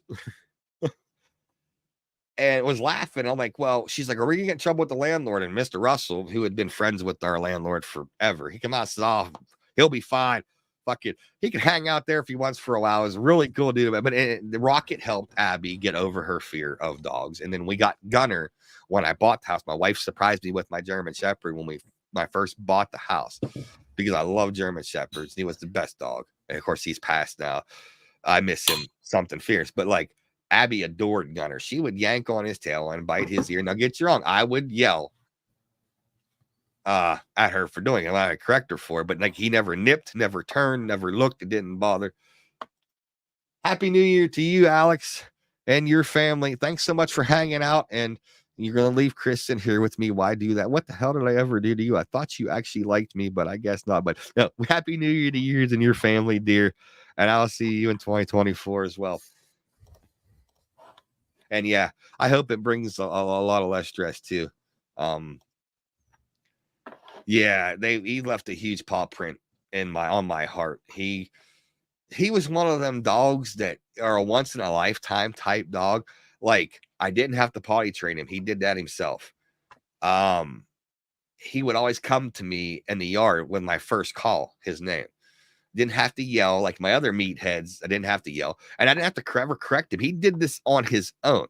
He could let himself into the screen door and out the screen door during the summer. If we left the big door open, he would let himself in and out. He knew when you were sad, and my wife always said he gave the best hugs because when she was upset, he would come up and lay his head on her shoulder. She may have got him for me, but he was a mama's boy, and he loved Lori to death. But like, he gave the best hugs, Lori always said. He was such a good boy. If you told him to get off the bed, he got off the bed. If he was, especially if he stretched out, he was shoving you off the bed. He told him to come here, he would come here.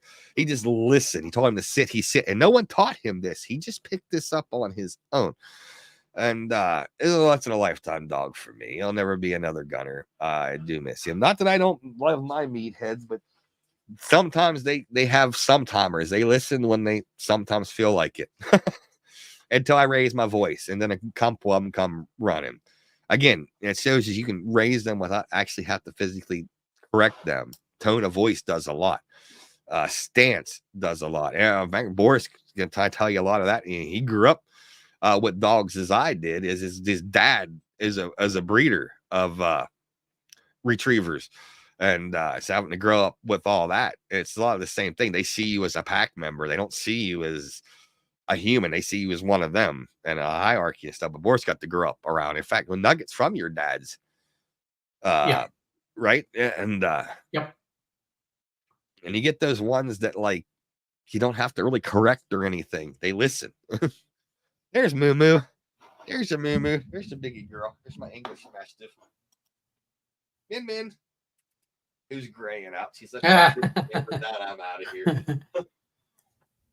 It's our Moo Moo, our Minyara, which is Lori's baby doll. Which is what she's waiting for. Is Lori went to go pick up my daughter from work, so she's waiting to body first, baby for she's was there, quick and gone. Hey Moo Moo, Min Moo. He says, no, Dad, I don't wanna. Min Min, no, Dad, you've got people that are gonna watch me. But that had to have been fun growing up with the dogs. Yeah. For a long time, it was just 2 dogs, though. And then it wasn't really till I had left home that he started getting more than 2. I think it was maybe 2 or 3 at most by that time. And then now he's got like 6. And you said that now he's known for his.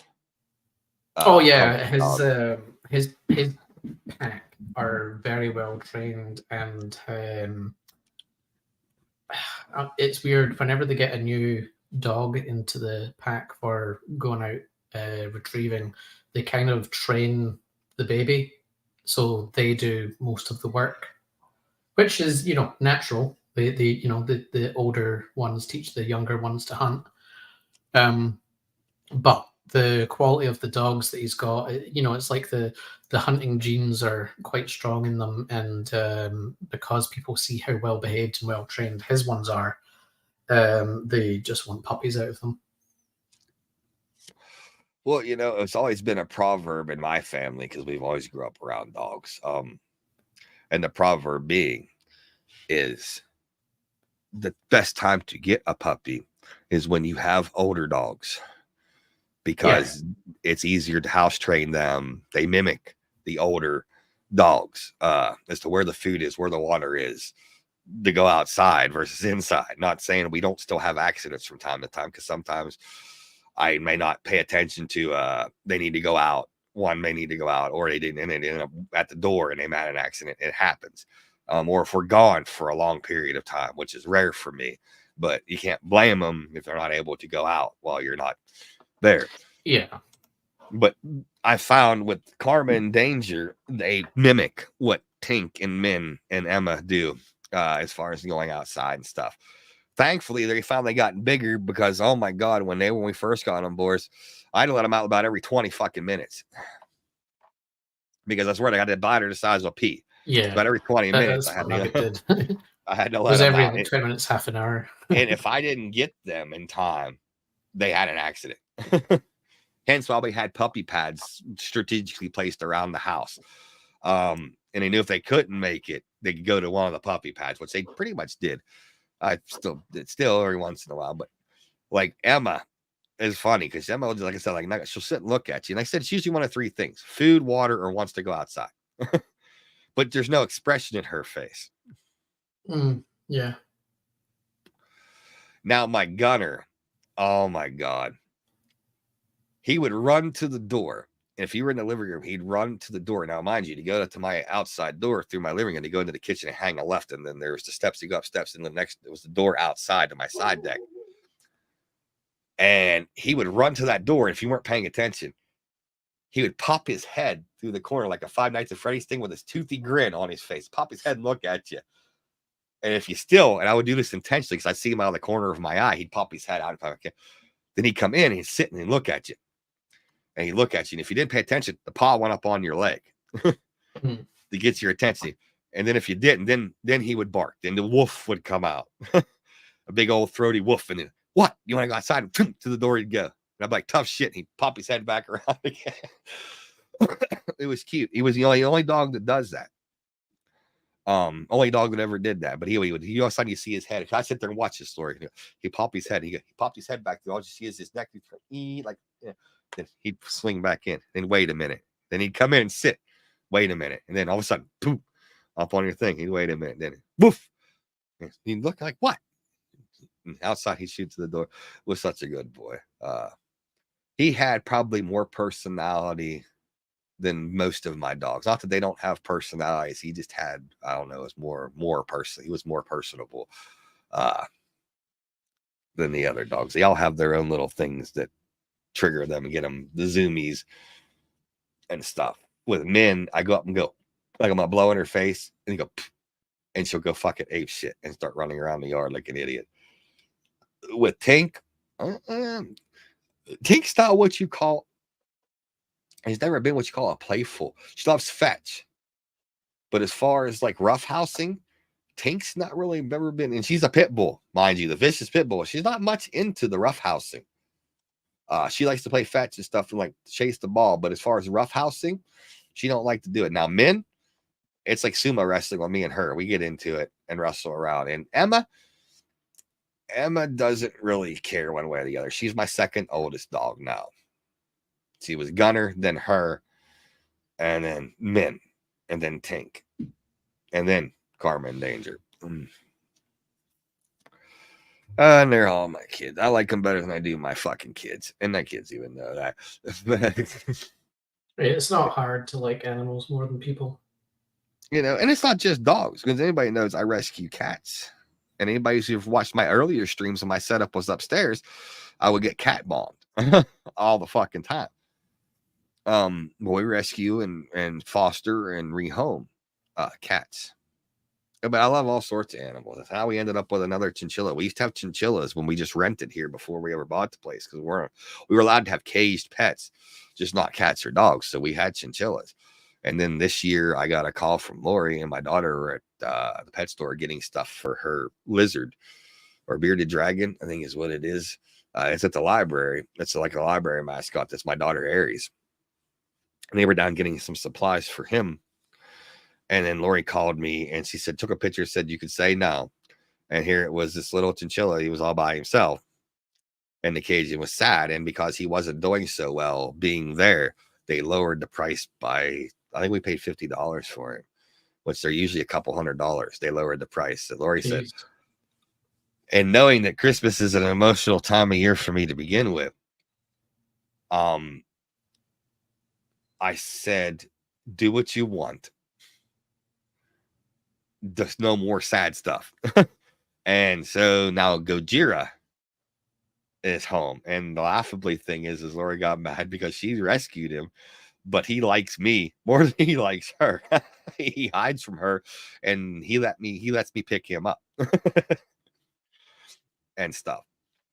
I named him Gojira. Of course, anybody who's a Godzilla fan was what the first pronunciation for Godzilla was Gojira.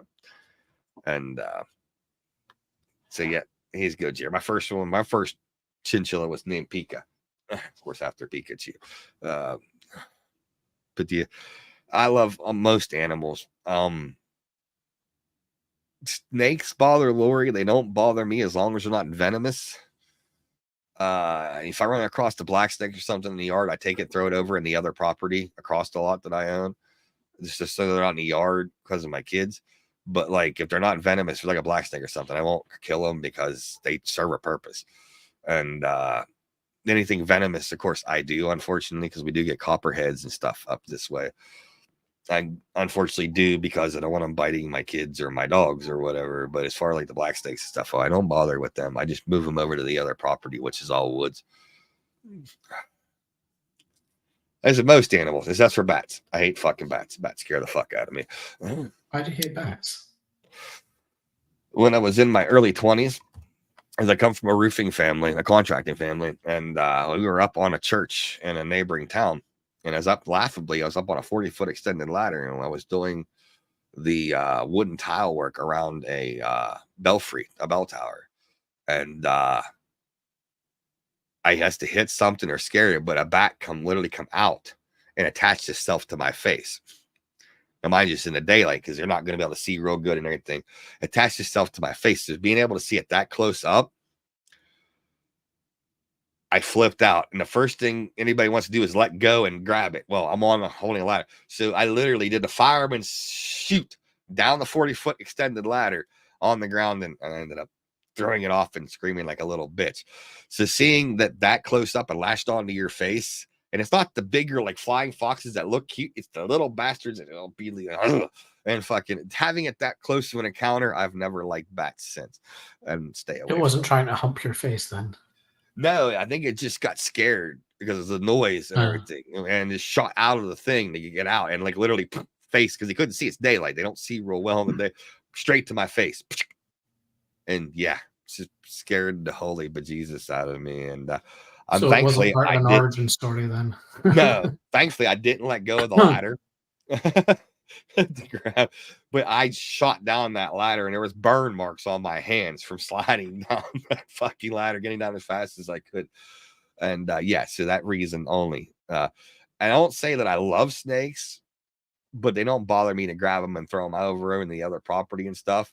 I just respect the fact that they serve a purpose and they deserve to live. So I kind of just move them to a different part of my property just to get them out of there. Wife is terrified of them. Not surprised. I'm not a person who would even consider looking at a snake or touching a snake. My oldest daughter, she has several pet snakes. I don't know. I grew up on a farm. So, and I come from a family of farmers.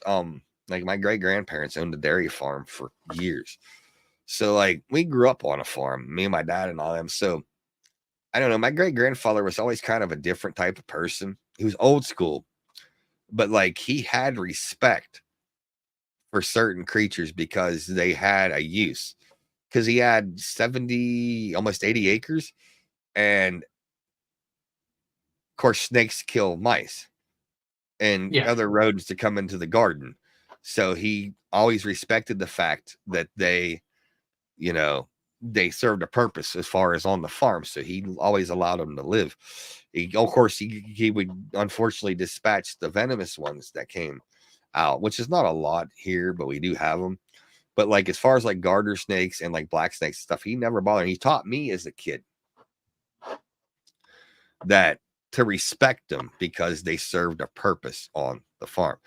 And I guess that's where that all stems for, is like most living creatures. Now, granted, he did slaughter chickens and smoke his own hams and stuff, but he never wasted any. Like I said, things that, you know, as they served a purpose. And I always had a bet with my great grandmother that as long as she named them, the animals, he couldn't butcher them. So she would name cows and stuff that she would like, and he'd finally get annoyed and like, damn it, Emmy, you can't fucking name them all. Which is where my lab's name comes from, Emma Lou, which was my great grandmother's name. She just looked like a woo woo. We call her woo woo, which is her Abby's woo woo. Now Abby's got her own little pack. Now it went from Emma to Tink, and now from Tink to Carmen Danger. They get up on the trampoline with her and shit. And first we thought it was because of Abby, but they like to go out and jump on the trampoline themselves without Abby. I'll catch them out there on it. They're goofy dogs. The two are. They got vicious pit bull blood in them, so I'm gonna have to watch my back on it. But those two knuckleheads, so they don't. I want my dogs to respect people, but also don't want them so sociable to where they let anybody come to my fence and try to pet them. Yeah. Yeah. Like if It's a fine line. my dogs know you, like the neighbors on either side of me. Okay, babe. On the neighbors on either side of me, if they reach over, because they've known my dogs since they were puppies, all my dogs. So if they reach over and they pet, my dogs are fine with it. And I'm fine with it because I want them to socialize with them, because my other neighbor has a little grandson and he's known these pups since they're pups. So I don't want him to get nipped or something at the fence. They all know my dogs since they were pups. So I want them to socialize with the neighbors on either side of me. Even my old landlord, who's in his early 80s, his mailbox is along my fence line. He's known my dogs since they were pups. And he talks to them when he goes and gets the mail. Now, those I'm fine with, because those are all people that I know and I trust. But I just don't want willy-nilly anybody, because the story was when we first got Gunner, I had a temporary fence in the backyard because she surprised me with Gunner. So my whole chain link wasn't complete on one part, because literally we had owned the house for less than 6 months at that time. I hadn't even done the deed yet. I was getting ready to go meet with my landlord and go do the deed when she surprised me with Gunner. In fact, the day we did the deed is when she brought Gunner home and surprised me. And somebody tried to take Gunner, because mind you, she bought Gunner from a breeder. She bought Gunner from a German Shepherd breeder. He's worth a lot of money, or was. And then people do that shit, then sell them. That's a whole big market in itself. Yeah. Somebody tried to take Gunner. And when I come out the door, I saw a shape and they took the fuck off. So after that, I made Gunner real strange about people at the fences. And I kind of taught him the people that he knew were fine. The people he didn't know, I didn't mind if he barked at them. Yeah. But we were always worried about that. So I don't have to worry about that now, because no one's getting near my fucking fence unless they know them. Because Tink and Min especially will not, which say bite, they'll bark. I know the tone of their bark. And when you're a dog owner, you know the happy bark, and you know the something's not right bark outside or whatever. You know, look, you know, like with Gunner would do a yip, and my neighbor's grandsons would be walking through the alley from school to come up through the backyard, and they always stop and they pet Gunner when Gunner was a puppy. So when James and them would come home, I heard the yip. I looked at the clock and didn't have to go outside. I knew the yip because he was happy, and I knew the time of day that they were coming home from school, walking up through their yard. And then the one day, like I said, when that guy come to the fence, try to take him, he let out a bark, even was a pup. And I heard that and was like, it's what immediately I was up and out the door. I see somebody take off. And I was like, yeah. So after that, I installed a motion light in the backyard. I had one in the front and in the backyard. So that way, when Gunner is come through or anything, my light would kick on. If anybody tried to come through by the back gate, my back light would kick on, and the cameras went up because of it. But I love the fact of being able to let my daughter Abby go outside and play and not have to go out every 5 seconds, because she's 14. Not to go out every 5 seconds to check and make sure, you know, because the way the world is today, because the dogs usually go outside with her. No one's coming through that gate. And if they do manage to get through that gate, there's an AR and then a gun safe. They managed to get through that part and through my dogs, and they're gonna have to deal with me. And but so I love the fact that my dogs are out with my daughter, because I don't have to worry as much when she's outside playing. Because my neighbors, I'm wearing such a close knit neighborhood. My neighbors keep an eye on things as I do. If they're out and about, their grandkids are out and about, and my dogs are outside. And even my neighbors even go off my dog's sounds. If they hear something in the back and my dog's letting out something's not supposed to be back here, even my neighbors will come out and look. And I used to yell for them barking, and they're like, no. In the middle of the night, if we hear something, we want to know if something's wrong. So we go by what your dogs are doing in the back. If we hear just a plain stupid bark, then we know they're being stupid. If we hear the real gruffly bark, then we know something's not right. So like, no, by all means, bark, let them bark, because and I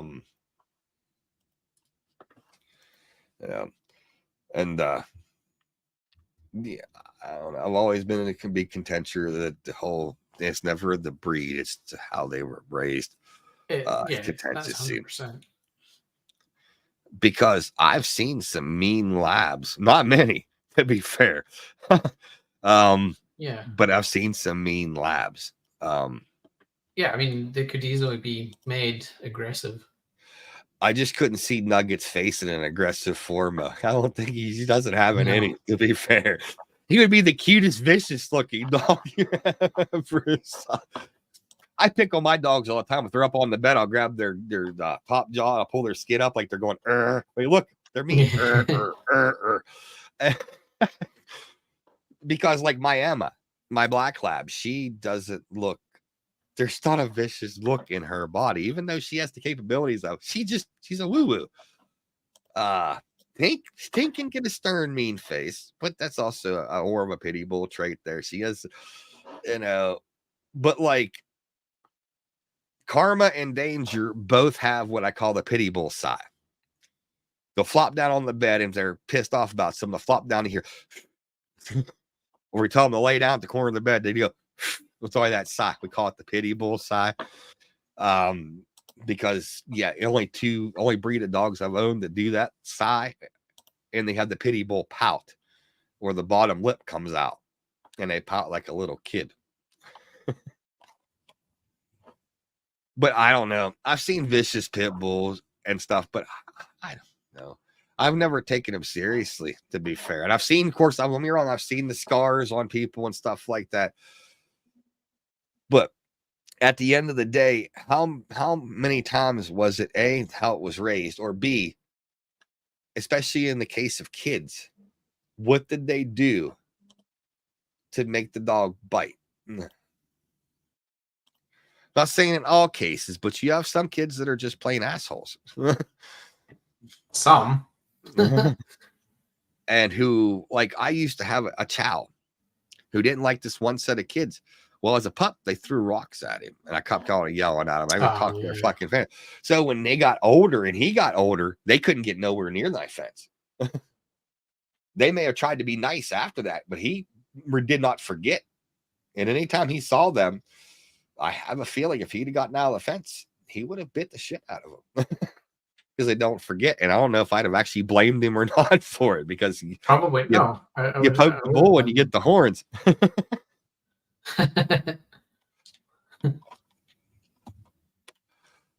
He said you poke the bull and get the horns. But yeah.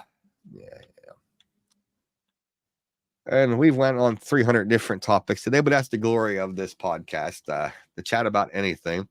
I find it fun. It's more, I guess, more to me doesn't seem like a podcast form, more of just sitting down and having a bullshit session with everybody. But I don't like a lot of listed topics. I've watched a couple other podcasts, people that I knew, or know, I should say, and literally were doing this. Means they were looking for it online. Going, okay, well, this podcast's question was, what's your favorite color? And I'm like watching it going. So I popped in and I did some chatting, but they were only half paying attention to the chat. And it was everybody who was in the it was everybody in the podcast. There was like 6 of them in the podcast. And it was everybody, it was their opinions, but they weren't asking chat about their opinions. And chat, I felt, wasn't included into the podcast, where they weren't commenting on anything. So for me, why go live with that? That's more of a recorded and edited podcast. But they would go live with it on Twitch, which I just felt like, not to take what they were doing as thing, it's just not something I would have done, not live. If you're doing just a topic of like to me, that's not a podcast. That's like a round table discussion type thing, where you're really only wanting to know the opinions of the people that are in the podcast. To me, that's a recorded one, not live. For me, a live podcast like this is like this. This is where you are communicating with the people that are actually in chat and stuff, that are commenting, that have their own, when we say, what do you think? And they can come back, not say just me and you. If we were doing that kind of discussion, there would be no need to go live. We would just record it edit it, put an intro, put an outro to it, and put it up. But I'd rather know the feedback of people that are in the actual chat and stuff.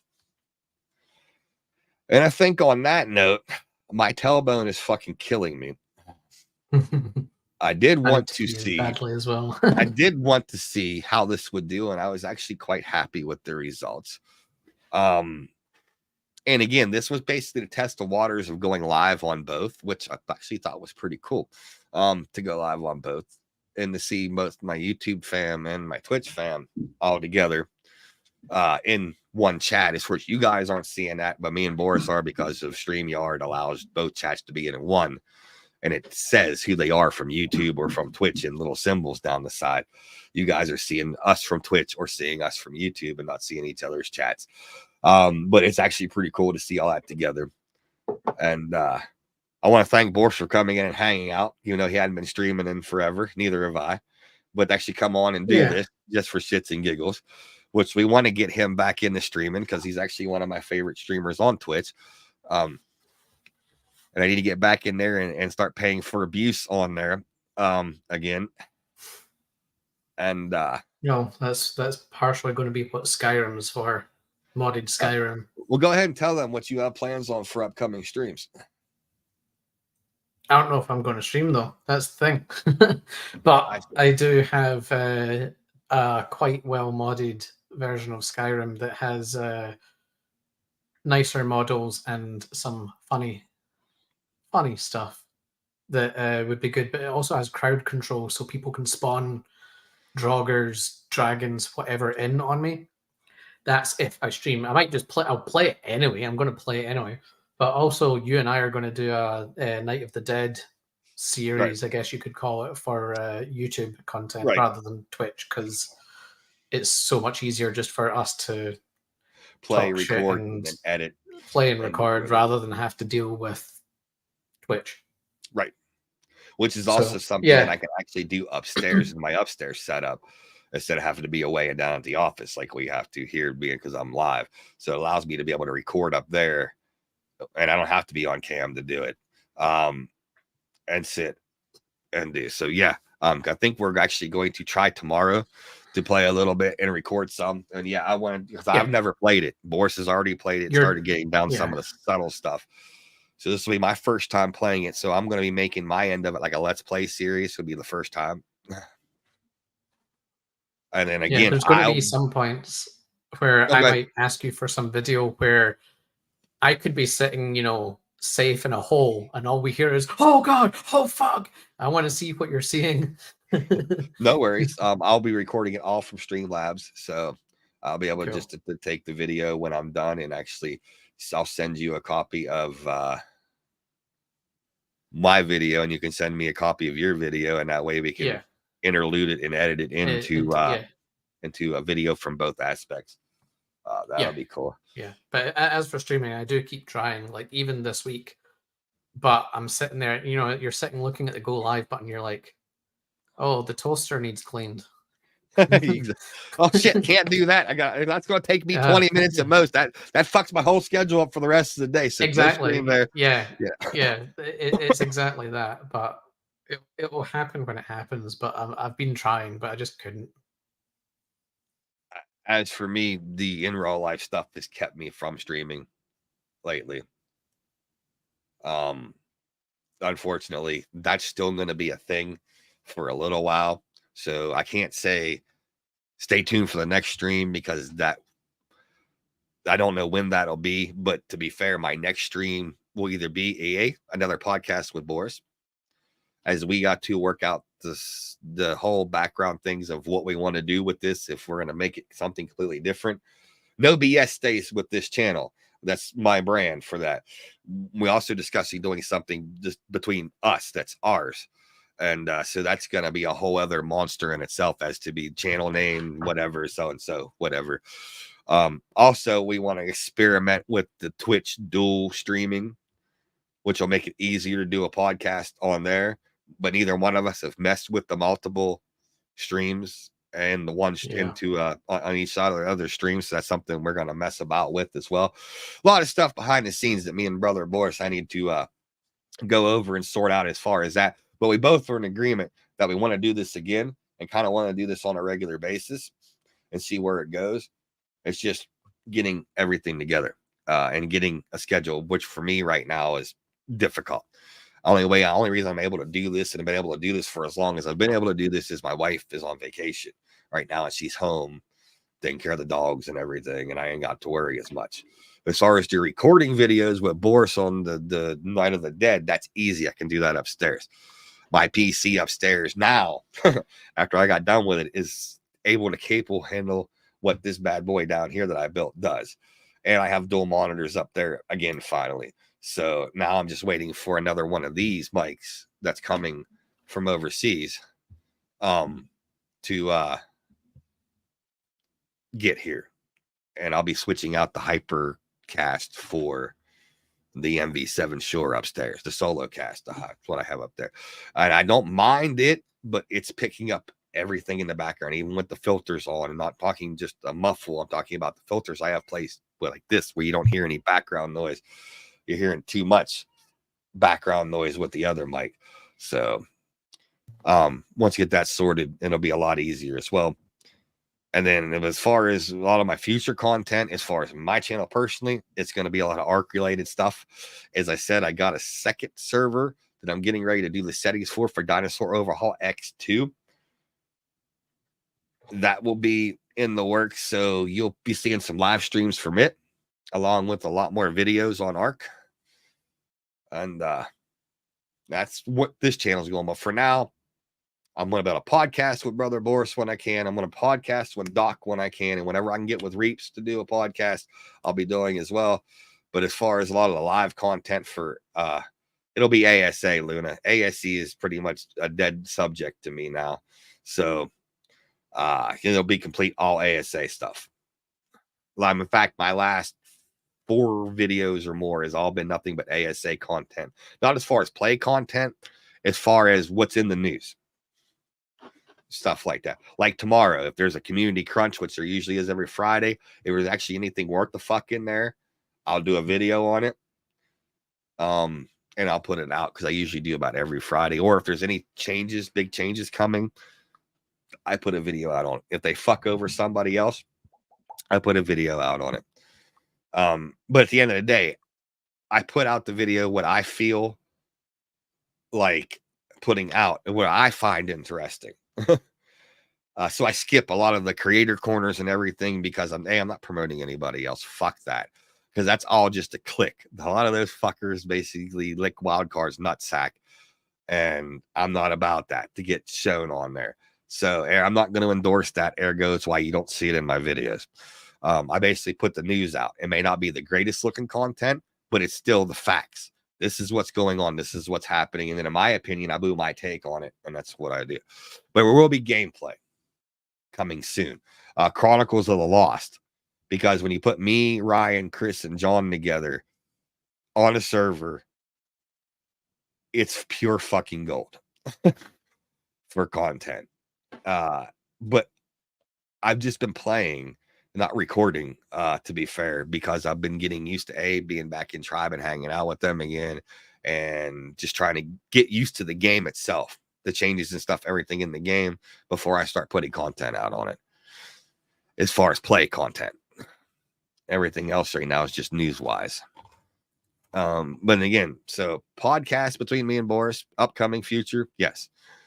Do I know exactly when? No, that'll be something for me and Boris to be able to get around schedules. Hoping Boris starts live streaming again because I missed the fucker on Twitch.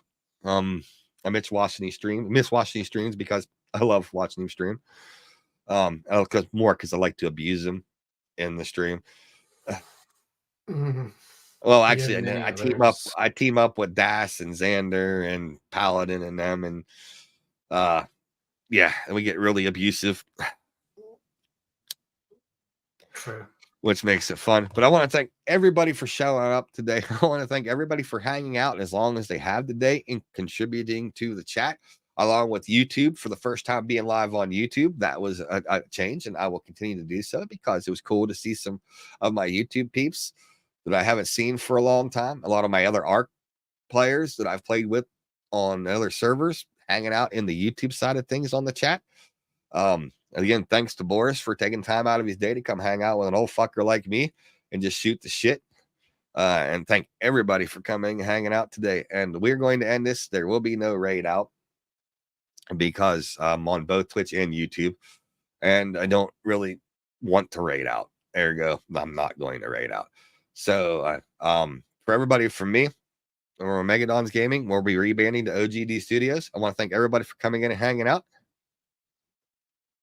And Brother Scotty, we're going to catch this fucker hopefully soon, streaming.